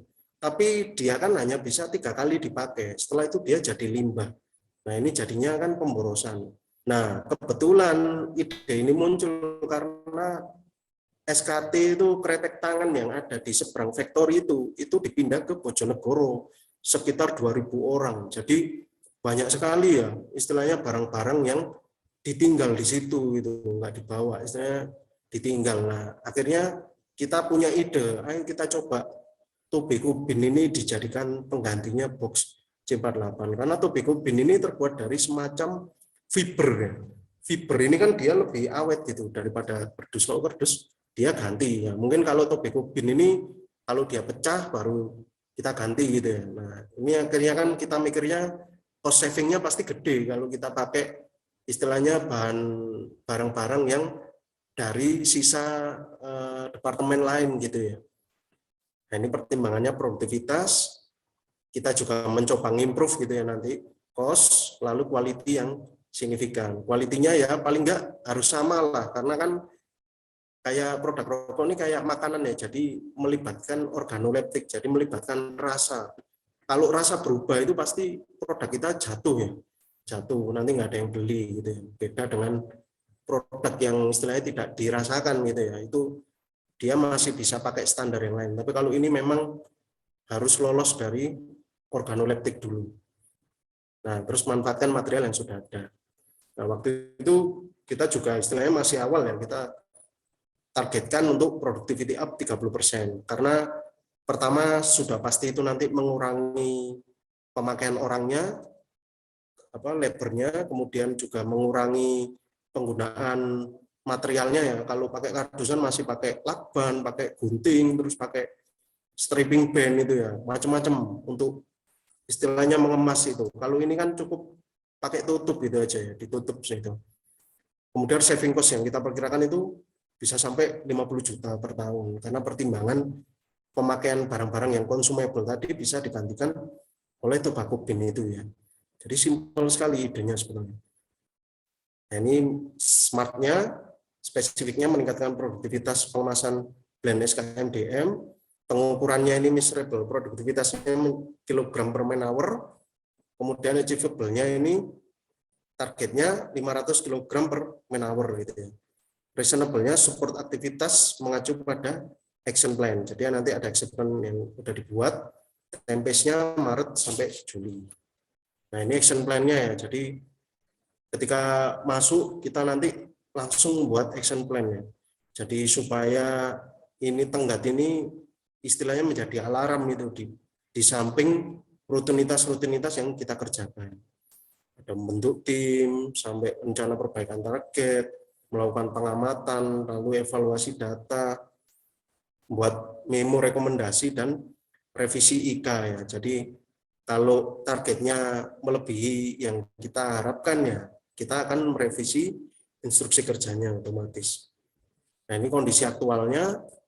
Kenapa? Jadi di sini produknya itu ada 3 ya, yang utama di situ. WD, DM, sama SKT. WD ini yang diplomat, mild, sama sigaret kretek tangan. Nah, si diplomat mild ini produktivitasnya paling rendah. Makanya kita ambil, jadikan prioritas untuk kita tingkatkan gitu ya. Simple, sesimpel itu. Nah, ini kondisi aktualnya. Jadi di sini pengemasan blend ini menggunakan box ini ya, C48 ini namanya. Ini dengan kapasitas 72 kilo per boxnya. Nah, di sini stepnya itu panjang ya. Ada ngisi material, terus ditimbang, kemudian nutup karung, terus karungnya dilakban dulu, terus masang stripping band ini harus orang 2, taruh di atas palet, terus ditempel label, baru ditaruh di rak. Jadi prosesnya itu panjang dan melibatkan 8 orang. Makanya istilahnya dia ini apa ya, bottleneck-nya itu di sini gitu ya. Bottleneck-nya di sini. Nah, kita lanjutkan. Lalu kita analisa kondisi sama penyebabnya ya. Itu dari segi material man-nya itu jumlah manpower-nya ini terlalu banyak. Materialnya juga pemakaiannya terlalu banyak. Ini menimbulkan biaya. Ini terutama yang cost-nya paling tinggi. Lalu step pengemasan ini lebih panjang dari blend lain. Jadi step-stepnya jadi lebih panjang. Nah, ini target kita peningkatan ya. Target 500 kilo dari sebelumnya itu per man hour-nya 375 kilo. Terus rencana penanggulangannya itu mengganti kemasan itu dengan tujuan step prosesnya agar lebih pendek ya. Jumlah manpower dikurangi. Tahapannya mempersiapkan blend untuk pengamatan MC ini moisture content ya. Jadi kayak tembakau itu sangat dipengaruhi oleh kelembapan. Nah, kelembapannya ini harus dijaga. Ini yang cukup sulit, karena itu mengapa dia menggunakan karton itu tadi. Kalau dia menggunakan, anggaplah misalnya tutup wadah dari logam gitu ya. Nah, logam itu kan gampang sekali terpapar oleh thermal ya. Dia bisa sangat dingin atau bisa sangat panas ya. Nah, itu nanti mempengaruhi MC-nya ini. Akhirnya dia nanti nggak lolos organoleptik. Nah, di situ makanya harus lolos dari evaluasi organoleptik dulu. Lalu rekomendasi pemakaian, lalu revisi instruksi kerja. Nah, ini pelaksanaan penanggulangannya ya. Itu sudah diganti. Nah, ini bekas ini jadi dulu dipakai sama SKT ya, yang kretek tangan itu. Jadi ya udah lawas gitu ya, udah lama gitu, tapi masih bisa digunakan. Nah, itu per boxnya itu kapasitasnya lebih besar, itu 120 kilo gitu ya. 120 kilo. Nah, di sini stepnya 2 orang ini ngisi material, terus kemudian ada yang menimbang material, terus menutup bin dengan plastik. Jadi atasnya ini nanti dikasih plastik ya.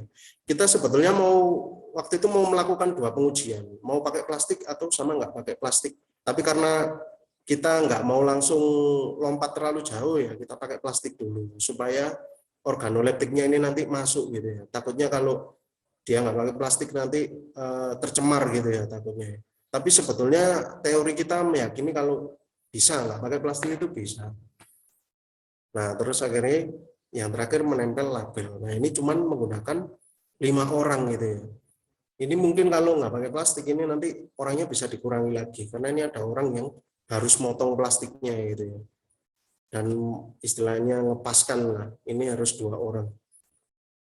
Nah ini hasil kemudian kita uji ya hasilnya MC dan organoleptik. Ini moisture kontennya. Jadi dari pekan ke-15 sampai pekan ke-22 itu kita cek moisture kontennya ya. Kemudian temperaturnya juga. Nah, ini yang di bin, ini yang di box. Nah, ketemu average-nya, kemudian minimum maksimumnya, standar deviasinya sudah ketemu. Nah, lalu productivity-nya juga seperti itu. Sudah kita kita hitung juga ada peningkatan. Nah, di sini activity-nya dari target 5 orang terrealisasi, bahan peralatannya juga terrealisasi, kemudian step pengemasannya juga terrealisasi. Jadi ini sangat sederhana sekali ya, kalau menurut saya ini simpel sekali. Tapi dampaknya besar untuk cost-nya. Nah, nanti saya kasih contoh. Nah, jadi evaluasi hasilnya itu produktivitasnya meningkat 62,5% ya, karena kilogram per man hour-nya jadi 600. Lalu dari organoleptik tidak berbeda nyata antara box C48 dan tobacco bin. Tapi untuk parameter MC menggunakan top bin lebih stabil dibandingkan box C48. Berarti justru ada peningkatan kualitas ya, karena ada di sini ada kestabilan. Nah, ini yang membuat istilahnya pemilik perusahaan itu takjub ya, ternyata dia bisa saving sekian per tahunnya. Nah, angka ini dapat dari mana? Kita lihat di sini. Nah, ini hitungannya ya. Jadi pembelian box C48 itu per tahunnya itu menghabiskan uang sekitar 43 juta. Lalu pembungkus bagian dalamnya sekitar 198.000. Nah, manpower-nya ini yang mahal. Ini sampai 470 juta ya. Kemudian pengadaan stripping band-nya 10 juta, pengadaan stipernya 2.500.000, lakbannya sekitar 834.000 gitu. Total biayanya itu 527 juta ya, 349.000.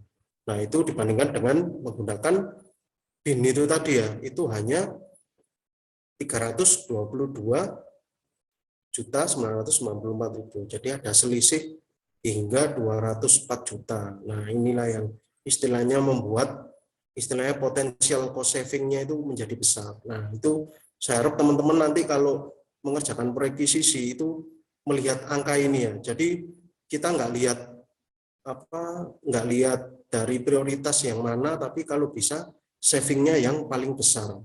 Kalau saving itu besar, itu menjadi KPI kita gitu ya. Pasti top manajemen itu pasti mengapresiasi. Besar sekali angkanya ternyata. Seperti itu, karena itu yang menjadi istilahnya efektivitas perusahaan dalam bertahan dari kompetisi global ataupun kompetisi lokal seperti itu.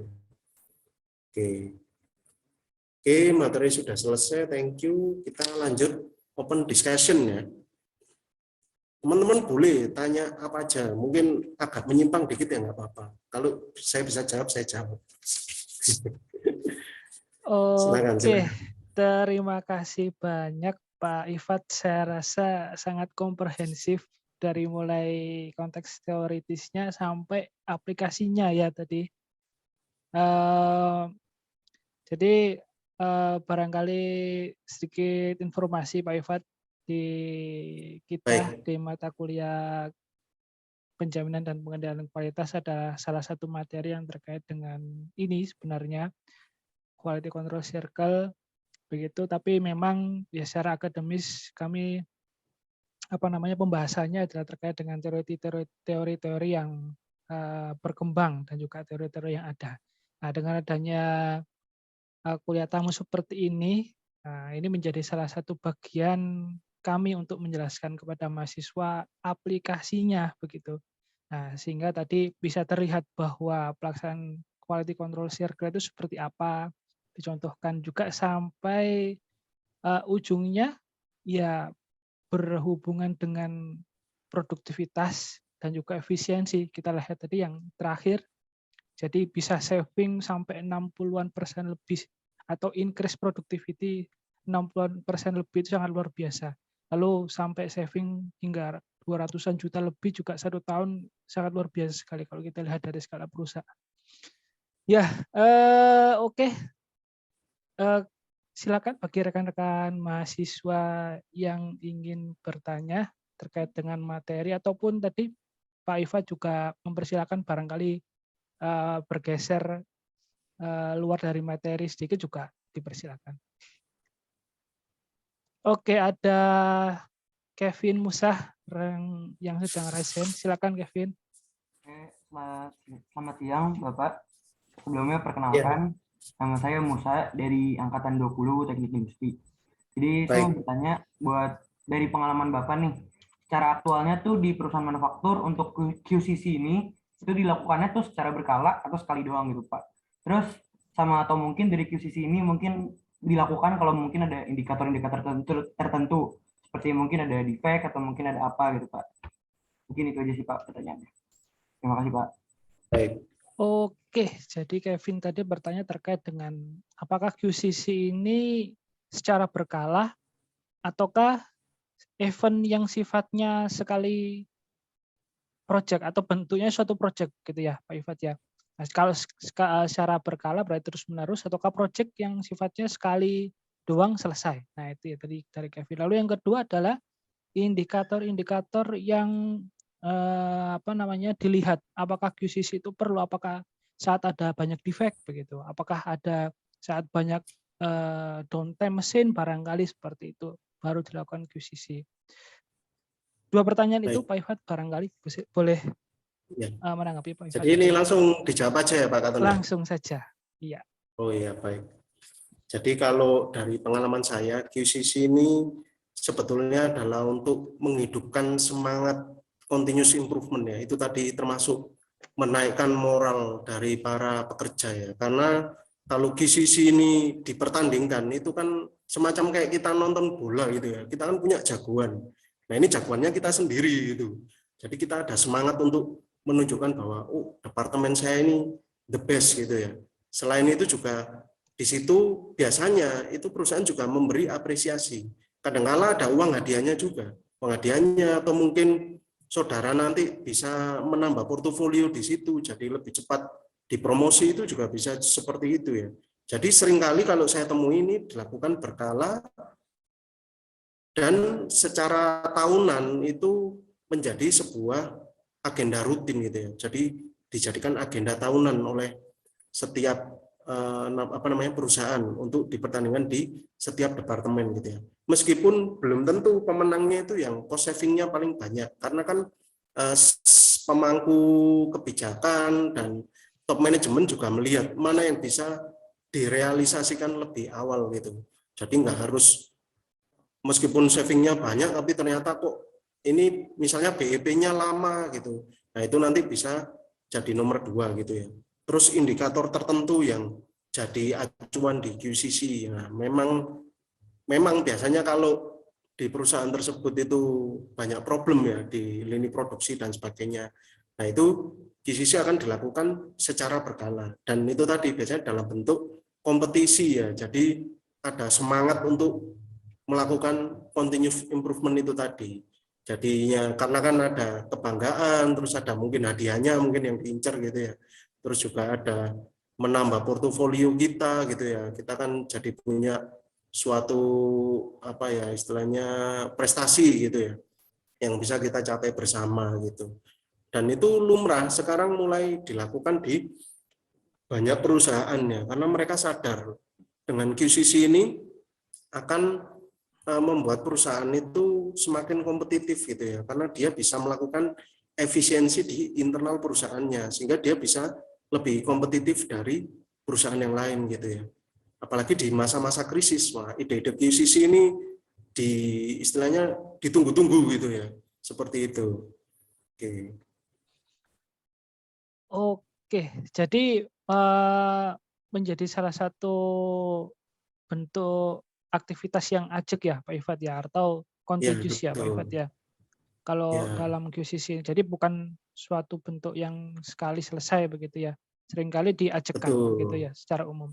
Ya, betul. Oke, lalu kalau indikator-indikator yang digunakan, apakah perlu dilakukan QCC atau tidak, itu berarti bisa menjadi contohnya tadi ya, banyaknya permasalahan itu juga bisa menjadi indikator bahwa pelaksanaan QCC itu diperlukan gitu ya Pak Ifat. Ya.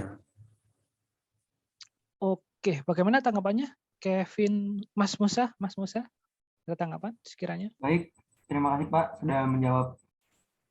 Terima kasih Kita, Pak. Baik. oke, Cukup terima jelas ya. kasih. Oke, terima kasih Musa. Selanjutnya ada Hendra Prayoga. Silakan Mas Hendra yang sudah raise hand. Baik Pak Katon, sebelumnya mohon maaf saya izin bertanya Pak Ayu. Nah, sebentar, ini Hendra Pak Ayu. Kita gabung Pak akunnya. Oh, Ya, ya, soalnya ya. lagi satu tempat. Oh ya. Silakan, Ya, silakan Ayu. Ya baik Pak Katon, terima kasih atas waktunya. Di sini saya izin bertanya Pak. Kebetulan berdasarkan pengalaman kemarin magang itu di salah satu PT di Majalengka. Nah, secara aktualnya itu kan tiap departemen ada QC-nya ya Pak. Nah, tapi di sana tuh apa ya? Sudah ada QC-nya di masing-masing departemen. Tapi tuh yang ingin saya pertanyakan adalah bagaimana sih meminimalisir human error yang disebabkan oleh apa ya, khususnya di bagian QC, sehingga si produk tersebut yang harusnya bisa dikirim ke luar negeri itu malah dilakukan reinspek ulang Pak, seperti itu. Terima kasih. Oke, ada Ayu tadi bertanya terkait dari pengalamannya dia pada waktu magang kemarin, begitu, di mana bagaimana cara meminimalisir begitu Pak Ifat adanya human error, khususnya pada bidangnya berkaitan dengan inspeksi kualitas barangkali seperti itu. Sehingga kalau ada human error, barangkali di pengalamannya Ayu tadi, produk yang seharusnya bisa dirilis ya di finish good begitu, bisa dirilis QC pass, namun akhirnya dilakukan reject ataupun rework terlebih dahulu begitu, sehingga gagal untuk ekspor. Barangkali sepengalaman Pak Ifat di perusahaan-perusahaan manufaktur bagaimana? Silakan Pak Ifat. Baik. Jadi pertanyaan tadi itu ya bagus ya. Itu juga salah satu yang menjadi biasanya keresahan dari top manajemen gitu ya. Istilahnya kalau di tempat saya itu ada yang bilang flow out atau barang NG yang sampai kekirim ke supplier itu adalah dosa besar gitu ya istilahnya. Karena apa? Ketika ada barang yang flow out lolos, ibaratnya satu kontainer kita kirim, itu satu kontainer bisa kembali ke kita Balik lagi. semua ya? Mereka Iya. Iya. Iya. Nah, makanya balik disebut semua dosa gitu. besar. Iya. Karena kerugiannya mungkin juga besar gitu. Dan itu sudah pasti PIC-nya itu nanti kena gitu ya. Iya, benar Pak. Nah, betul. Itu sudah memang umum di mana-mana. Dan countermeasure-nya untuk mencegah hal itu memang tugas dari orang produksi dan juga orang QC itu istilahnya membuat instruksi kerja ya. Yaitu tadi yang saya bilang itu harusnya instruksi kerja itu yang mudah dimengerti gitu ya. Karena yang namanya human error itu kan bisa terjadi ke siapapun gitu ya. Apalagi kalau itu melibatkan sesuatu yang kompleks gitu. Misalnya habis diperiksa gitu ya. Terus ini contoh ya, contoh di tempat saya. Awalnya itu kalau meriksa pipa yang ukuran 3/8 yang kecil itu mereka menggunakan shock gitu ya. Shock itu sambungan T pada pipa. Nah itu di shock satu-satu gini kan. Nah padahal yang namanya shock itu kan plastik ketemu plastik. Nah pasti suatu saat itu akan lodok gitu ya. Nah kalau lodok itu kan nggak presisi lagi. Nah itu kita ganti pakai alat yang namanya Gonogo gitu. Gonogo itu kalau teman-teman ada yang tahu, Gonogo itu cuman kalau dia dimasukkan gini masuk satunya dimasukkan nggak masuk karena dia pakai minimum maksimum gitu ya.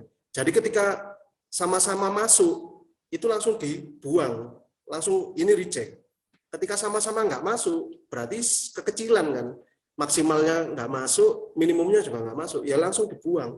Nah kita perlu mengimprove yang seperti itu. Jadi orang itu mikirnya gini dok, kalau nggak masuk dibuang, kalau masuk semua juga dibuang karena dia kan ada dua kepala. Nah kepala satu itu minimum toleransinya, yang kepala satunya itu maksimum toleransinya. Jadi kalau yang satu masuk, yang satu nggak masuk, berarti ini oke. Kalau sama-sama masuk, sama-sama nggak masuk, berarti yang satu kekecilan, yang satu kebesaran. Nah itu dibuang gitu. Jadi kita harus mengimprove yang proses-proses seperti itu tadi. Sesederhana mungkin dan kita mengimprove tool gitu ya. Nah apalagi kalau kita bisa kerjasama lagi sama orang maintenance ya. Maintenance itu penting. Orang engineering ya itu penting ya. Karena kita nanti bisa gunakan sensor atau gunakan apa ya alat-alat yang memudahkan kita untuk mengecek gitu ya. Nah kalau QC itu hanya mengecek secara random itu tetap akan ada kelolosan kalau kita tidak membuat countermeasure di proses produksinya gitu ya. Saya juga kadang kasihan sama orang QC itu. Karena ya mereka nggak bisa mengcover semua produk gitu ya, mereka lakukan secara random gitu. Dan itu memang dosa besar kalau ada apa namanya barang yang flow out ya sampai kirim customer karena yaitu satu kontainer bisa dikembalikan seperti itu ya. Jadi kita harus improve di proses yang kecil gitu ya. Makanya knowledge istilahnya pengetahuan kita juga harus ditingkatkan gitu ya. Apalagi kalau sekarang kan banyak forum-forum gabungan gitu ya orang industri ya. Itu enak kita bisa saling sharing gitu ya, dapat pengetahuan baru. Seperti itu. Jadi kita harus open minded gitu ya, supaya dapat knowledge gitu ya. Seperti itu. Oke, jadi meningkatkan membuat instruksi salah satunya tadi ya cara penanggulangannya membuat instruksi kerja yang sesederhana mungkin begitu ya Pak Ifat. Karena dengan instruksi kerja yang sederhana mungkin peluang terjadinya misunderstanding barangkali seperti itu ya bisa kecil. Ya, betul, Nah, barangkali suatu tadi sempat dicontohkan juga oleh Pak Ifat, barangkali di suatu ketika ada pekerja atau labor yang cuti seumpama ya ataupun tidak masuk begitu, pasti kan diganti dengan yang lain ya begitu ya. Artinya yang biasanya bekerja itu pekerjaannya A, namun sekarang mengerjakan sesuatu yang sifatnya B begitu. Akhirnya kan kalau instruksi kerjanya tidak sesederhana mungkin, pasti kan juga bingung juga. Barangkali ke arah sana ya. Akhirnya muncul yang namanya human error. Mungkin seperti itu. Betul Pak Katon, itu tepat itu. Ya. Oke, lalu tadi juga bisa dengan cara meningkatkan tools yang digunakan ya Pak Ifat ya. Seperti yang dicontohkan tadi barangkali awalnya menggunakan tools yang manual begitu, saat ini menggunakan tools yang lebih advance, bisa ke arah sana juga. Seperti itu, Ayu tadi, bagaimana adakah tanggapan sekiranya? Baik Bapak Ifat, terima kasih atas jawabannya, sangat membantu Pak. Oke, terima kasih Ayu. Ada Fauzi dan juga ada Devi, tapi saya lihat tadi Fauzi terlebih dahulu untuk yang raise hand. Silakan, Fauzi.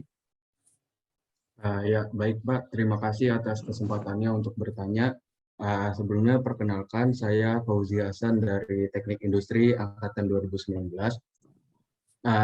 Sebelumnya kan tadi disinggung tentang continuous improvement ya Pak. Apakah dalam continuous improvement ini ada hambatan-hambatan dan bagaimana jika ada hambatan cara penanggulangannya Pak? Terima kasih. Oke, jadi yang ditanyakan Fauzi terkait dengan continuous improvement, kalau praktek di lapangannya continuous improvement itu apakah ada hambatan Pak Ifat? Seringkali kalau di kampus begitu ya, kita seringkali bisa merumuskan continuous improvement yang akan dilakukan apa. Namun menjadi salah satu kekurangan barangkali ya untuk pelaksanaan atau penerapan begitu. karena seringkali berkaitan dengan kos ya, berkaitan dengan waktu juga kalau kita sampai menerapkan begitu, barangkali kalau skala mahasiswa, skala tugas akhir ataupun skala KP begitu. Nah, kira-kira kalau continuous improvement yang biasanya sudah diusulkan dari analisis yang sebelumnya ada, kira-kira ada hambatan tidak ya? Ataukah memang mudah-mudah saja begitu Pak Ifat continuous improvement di perusahaan? Baik, saya jawab ya. Silakan, Continuous silakan. improvement ini jadi ya Pak Katon ya, apa istilahnya itu semangat para engineer kita untuk melakukan perbaikan demi istilahnya kemaslahatan perusahaan gitu ya. Ya selalu ada hambatan Pak Katon dalam implementasinya, itu baik teknis maupun non teknis gitu ya. Kalau pengalaman saya, kalau secara teknis itu lebih mudah ditangani Pak Katon, karena dalam artian seperti ini. Misalnya kita mau mengimprove sebuah mesin gitu ya, dan itu membutuhkan upgrade gitu. Nah itu kita istilahnya sudah bisa baca, kalau di upgrade pakai ini, kemungkinan mesin itu performanya nggak akan jauh yang dari kita perkirakan gitu ya. Tapi kalau non teknis, misalnya terharang kebijakan gitu ya, kebijakan dari departemen lain, atau mungkin kadangkala itu ada orang yang mungkin memang nggak setuju gitu ya. Nah itu yang akan seringkali biasanya menghambat improvement kita, karena kita harus berargumentasi terlebih dahulu. Dan argumentasi itu biasanya hanya bisa dimenangkan oleh data, Pak. Jadi data yang kita punya itu harus ada angkanya, terus ada cost-nya berapa, dan kita harus realisasi gitu ya. Dan continuous improvement ini memang istilahnya nggak akan pernah ini Pak, nggak akan pernah redup, ini akan berjalan terus gitu ya. Jadi memang kita akan berjalan sambil menghadapi banyak tantangan ya. Kadang-kala ya nggak selalu banyak, kadang-kadang ya kesulitannya nggak terlalu ini. Tapi memang seringkali yang menjadi penghambat besar itu adalah non teknis. Terutama kalau saya lihat mungkin teman-teman yang sedang mengerjakan tugas akhir gitu ya, dan mengambil tema continuous improvement di perusahaan, itu biasanya seperti data-data biaya dan sebagainya, cost analisisnya itu nggak akan dikasihkan gitu ya, karena sifatnya confidential atau rahasia. Nah kadang-kadang hambatan seperti itu, jadi kita kan istilahnya bingung gitu, mau menyimpulkan, karena dari sisi cost itu kita nggak dapat datanya gitu. Iya, iya. Padahal itu yang Gitu, terpenting Pak. ya Pak Ifat ya, menjadi salah satu Iya. indikator yang sangat powerful ya, indikator biaya Iya, itu ya, Pak powerful, Ifat, ya. sangat powerful Pak Katon. Karena orang kalau melihat angka apalagi biaya gitu ya, wah langsung dia akan surprise gitu ya istilahnya. Kalau pengalaman saya seperti itu. Gitu Pak Katon. Oke, jadi memang continuous improvement selalu seringkali ada hambatan ya Pak Ifat ya. Jadi Iya. baik dari sisi teknis maupun non teknisnya begitu ya. Betul. Jadi seringkali begitu ya, seringkali memang tidak semudah yang dibayangkan barangkali Pak Ifat ya. Iya, Butuh betul. effort sepertinya ya, butuh effort dan Iya. juga hal-hal lain yang harus dilakukan untuk dapat continuous improvement itu bisa terlaksana. Begitu ya Pak Ifat ya. Betul Pak Katon. Oke, Fauzi, barangkali ada tanggapan, silakan. Baik Pak, terima kasih atas jawabannya, cukup menjawab Pak. Oke, terima kasih Fauzi. Ada Devi sepertinya tadi. Benar ya Devi? Silakan. Baik, sebelumnya terima kasih Pak Ifat atas penyampaian materinya mengenai quality control circle. Nah, saya izin bertanya ya Pak, dalam pelaksanaan QCC ini apakah mungkin terjadi perbedaan pendapat mengenai metode atau permasalahan yang ingin diselesaikan oleh anggota circle? Nah, untuk mencari jalan tengahnya dari perbedaan pendapat itu sendiri, bagaimana ya Pak? Oke, jadi Devi, apakah ada kemungkinan perbedaan pendapat dari anggota tim yang ada di tim QCC ini begitu ya? Kalaupun ada, nah, cara untuk menanggulanginya bagaimana sekiranya? Begitu Pak Ifat. Silakan Pak. Baik. Ya. Jadi kalau dari pengalaman saya ya untuk QCC ini kan memang melibatkan seringkali tim, juga ya? lintas departemen ya, Lintas meskipun departemen ya. Ya dia berdekatan dengan kita. Seperti primary itu selain anggotanya orang produksi juga ada orang dari quality control gitu ya. Itu juga masuk. Nah, seringkali kita memang ada perbedaan pendapat dalam menentukan metode yang mau kita pakai. Kadang juga seringkali itu biasanya pada saat evaluasi juga mana yang mau kita tampilkan gitu ya. Tapi dalam pengalaman saya ketika kita menjumpai suatu perbedaan itu kita bisa melakukan dua hal kalau menurut saya. Pertama, kalau kita memang argumentasi kita itu didukung data yang valid dan benar, itu kita sampaikan gitu. Meskipun berkali-kali, nggak harus sekali gitu, kita sampaikan sampai bisa meyakinkan orang tersebut. Atau jalan kedua ini lebih mudah, itu memakai jalan tengah. Jadi pendapat dia apa, kita ambil jalan tengahnya, kita juga pendapat kita apa, diambil jalan tengah. Jadi kalau ibarat ngambil keputusan itu, ibarat himpunan itu kita ada di irisannya gitu ya. Jadi sama-sama dapat meskipun sedikit. Nah, kayak gitu. Itu biasanya bisa diterima oleh semua pihak gitu ya.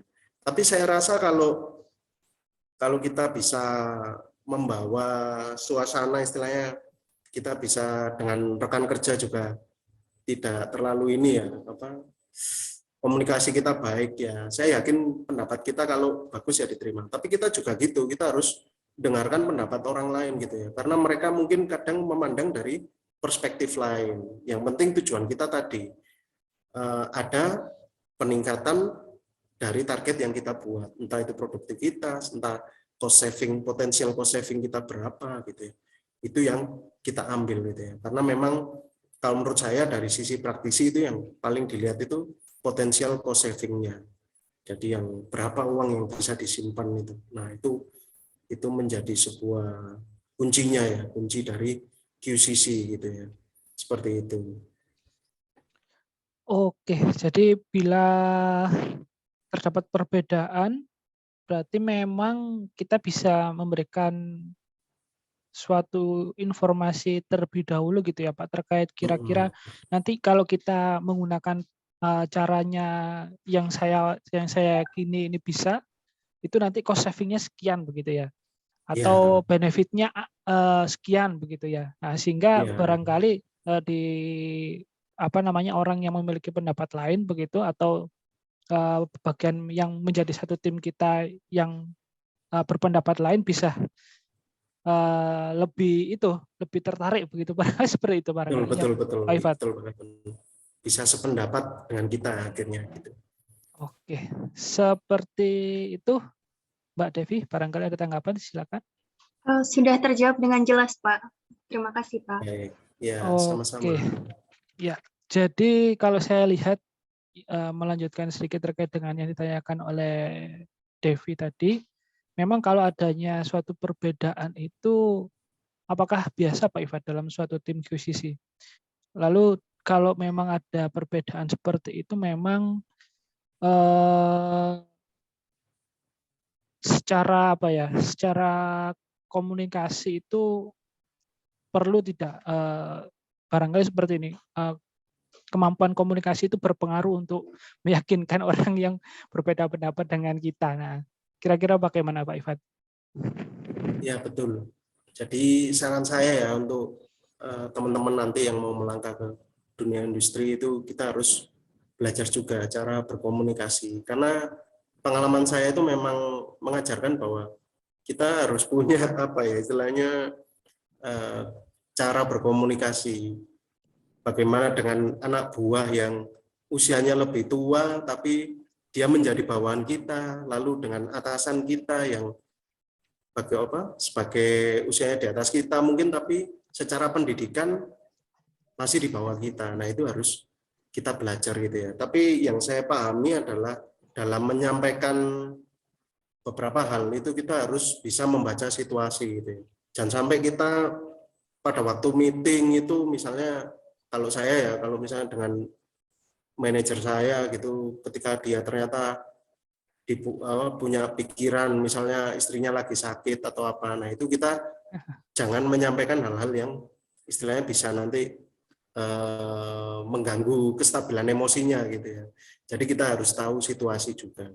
Tapi ketika kita dalam kondisi santai, bahkan mungkin nggak harus pas meeting, mungkin pada waktu istirahat makan siang, nah itu kita bisa ngomong kayak gitu, kita sampaikan. Nah, jadi kita harus pintar membaca situasi juga ya, jangan sampai kita samakan kayak kita ngomong ke teman kita gitu ya, jangan. Kita harus lihat audiens yang mau kita ajak bicara gitu ya.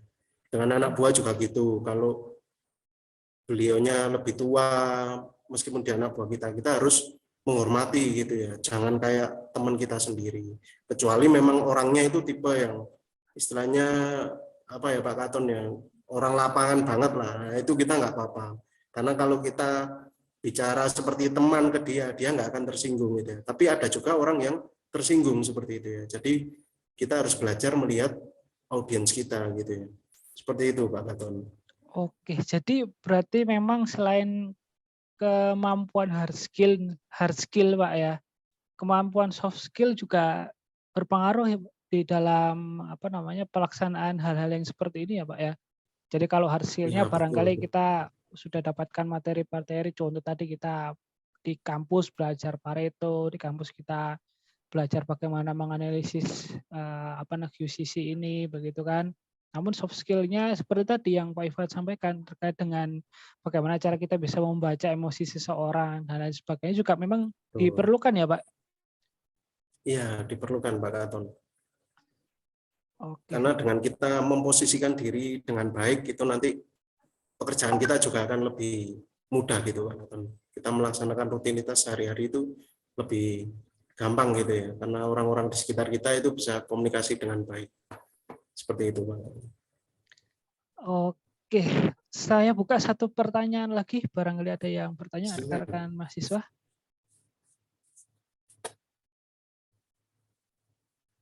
Cukup? Bila tidak ada, Hendra lagi? Maaf Pak Katon, izin bertanya. Ya, silakan. Hendra atau Ayu ini? Ayu Pak. Ayu lagi, ya silakan Ayu. Tadi izin bertanya terkait continuous improvement ya Pak. Ya. Yang ingin ditanyakan itu apa ya? Bagaimana sih kalau perusahaan itu kan mintanya ide sama solusinya itu cepat ya Pak.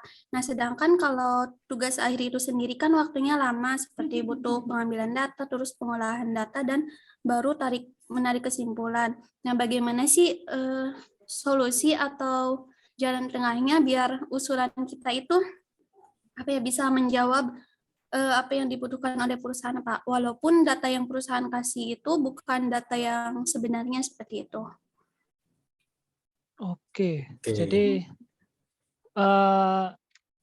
bagaimana cara agar tadi ya apa yang sudah, maksudnya gini, time frame-nya itu tidak banyak begitu ya Mbak Ayu ya, namun tetap masih bisa merepresentasikan dan juga bisa menjawab kebutuhan dari permasalahan perusahaan. Seperti itu ya, Pak Ayu ya?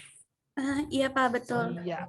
Kira-kira ada tanggapan Pak Ifat sekiranya? Baik. Mungkin ini studi kasus tugas akhir ya, sepertinya ya. Silakan. Jadi itu bagus ya, berarti teman-teman yang diberi istilahnya bagaimana idemu, solusimu gitu, saya butuh jawaban segera. Nah, itu sudah dikondisikan seperti pekerja di situ gitu ya. Jadi seperti pegawainya sendiri. Nah, itu bagus karena itu menguji kerangka berpikir gitu ya. Nah, kita sebagai mahasiswa kan mungkin secara keilmuan saya rasa sudah cukup matang ya, untuk yang teknis-teknis itu pasti udah banyak yang tahu. Nah, ketika kita mendapat suatu pressure seperti itu kalau kita merasa memang saya nggak punya jawaban nih, atau saya masih belum tahu nih arahnya kemana.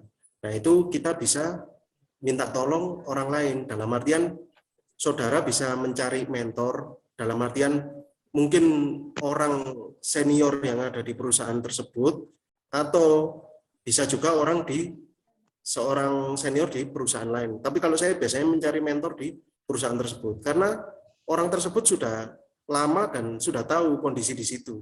Pasti sedikit banyak nanti saudara itu dapat pencerahan gitu loh. Misalnya, Pak itu biasanya gini, tanya gitu tuh karena gini loh, dulu pernah ada gini-gini. Nah, pasti kita nanti dari situ ada yang out of the box lah, ada yang terpercik dari pikiran kita. Yang dimaksud itu seperti ini gitu ya. Nah, karena itu memang meskipun sebagai anak baru itu nggak boleh malu bertanya ya, apalagi mahasiswa gitu. Tetap harus masuk ke dalam lingkungan, berkomunikasi dengan orang di sekitar gitu ya. Nah, dari situ nanti teman-teman saya yakin bisa menemukan jawabannya gitu ya. Jadi kalau kita jangan ada tekanan, kita nggak punya jawaban, kita diem aja, jangan sampai diem. Kita cari solusi, misalnya ada nggak mentor di situ atau orang yang bisa kita ajak ngobrol gitu. Kalau satu orang nggak bisa, ke orang yang satu nggak bisa, saya yakin pasti ketemu kok. Paling nggak setelah ngobrol berapa orang pasti nanti ketemu. Oh itu sebetulnya cuma gini loh. Sebetulnya orang itu udah tahu jawabannya, kamu cuma dites. Bisa juga kayak gitu kadang-kadang. Jadi kita jangan terlalu terbebani dengan pressure-nya, tapi gimana cari solusinya itu tadi. Minta tolong itu nggak masalah kalau di dunia kerja ya, karena ini kan istilahnya menyangkut kepentingan orang banyak juga gitu ya, seperti itu. Gitu Pak Katon. Mungkin Pak Katon bisa membantu menambahkan.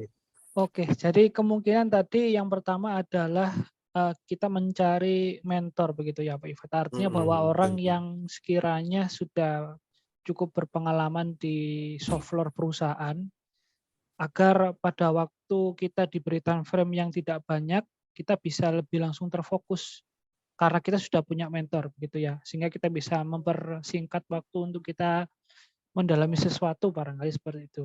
Nah, lalu saat sudah mencari mentor, nah nanti barangkali saat kita melakukan brainstorming dan juga barangkali saat kita melakukan diskusi-diskusi untuk mencari solusi itu biar lebih terarah dan juga biar lebih efektif barangkali seperti itu ya Pak Ifat. Karena kalau kita bisa bayangkan kalau anggaplah ya mahasiswa begitu ataupun kita contohkan saja lah pekerja baru begitu ya. Nah, untuk menganalisis kondisi yang ada pun di perusahaan begitu juga perlu waktu, apalagi kalau mahasiswa ya Pak Ifat ya. Memang salah satu kuncinya tadi adalah mentor dan juga orang yang bisa dicari tahu atau dimintahi informasi-informasi yang sekiranya dibutuhkan di perusahaan. Salah satunya barangkali seperti itu ya Pak Ifat ya. Jadi mencari mentor sangat penting sekali. Seperti itu Mbak Ayu. Bagaimana, ada tanggapan sekiranya? Ada tidak Mbak Ayu? Mbak Ayu atas nama Hendra tadi ya. Cukup Pak. Terima kasih Pak. Ya. Oke, ada pertanyaan satu kali lagi, barangkali ada pertanyaan rekan-rekan mahasiswa yang join di sini. Sembari barangkali ada pertanyaan, saya informasikan juga di kolom chat sudah diberi informasi terkait dengan presensi di kuliah tamu kali ini dan juga presensi di mata kuliah penjaminan dan pengendalian kualitas kelas A dan B. Selain presensi di sini juga presensi di LDIRU ya. Nah, jadi yang kelas A PPK, kelas A dan juga B di presensinya juga di attendance ya di LDIRU.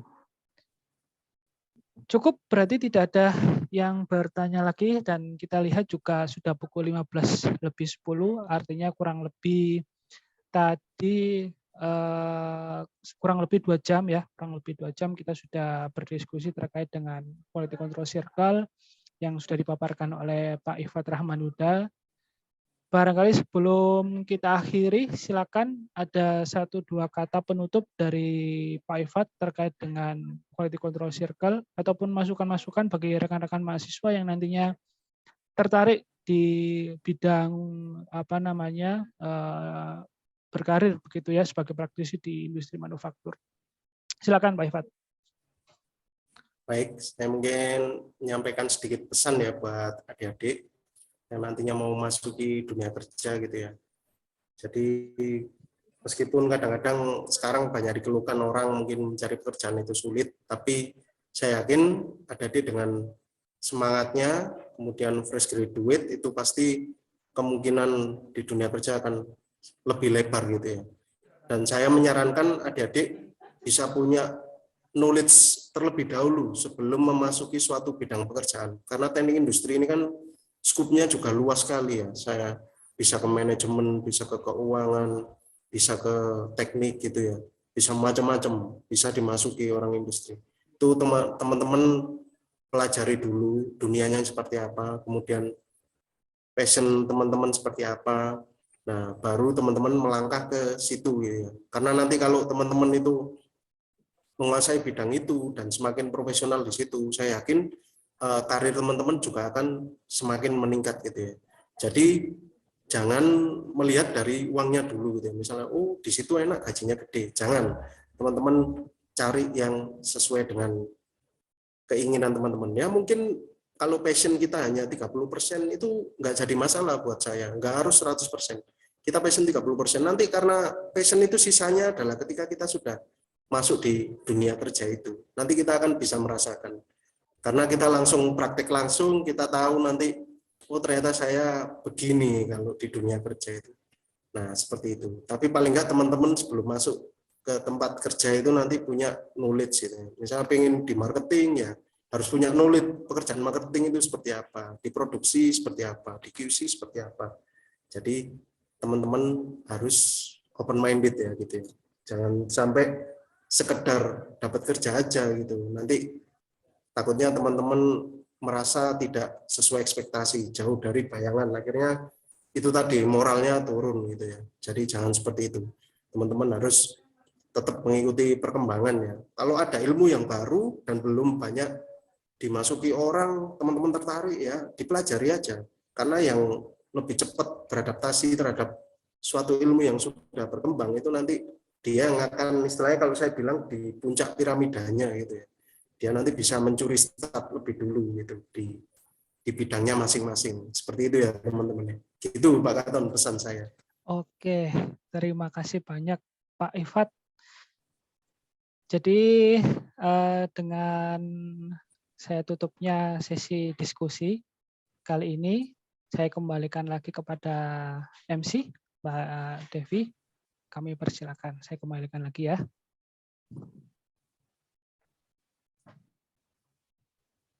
Baik, terima kasih Pak Katon. Nah, sampailah kita di penghujung acara kuliah tamu pada hari ini. Saya selaku pembawa acara mengucapkan terima kasih kepada Bapak Ifat Rahman Huda atas materi yang telah disampaikan. Semoga rekan-rekan mahasiswa dapat memahami materi dengan baik dan berguna bagi teman-teman sekalian. Nah, sebelum kita tutup bersama, saya Devi selaku pembawa acara memohon maaf apabila ada kekurangan maupun kesalahan tutur kata. Terima kasih dan sampai jumpa. Saya tutup. Wassalamualaikum warahmatullahi wabarakatuh. Waalaikumsalam warahmatullahi wabarakatuh. Terima kasih banyak Pak Ifat, terima kasih banyak Devi, terima kasih banyak rekan-rekan yang sudah join di kegiatan sore hari ini. Terima kasih banyak semuanya ya.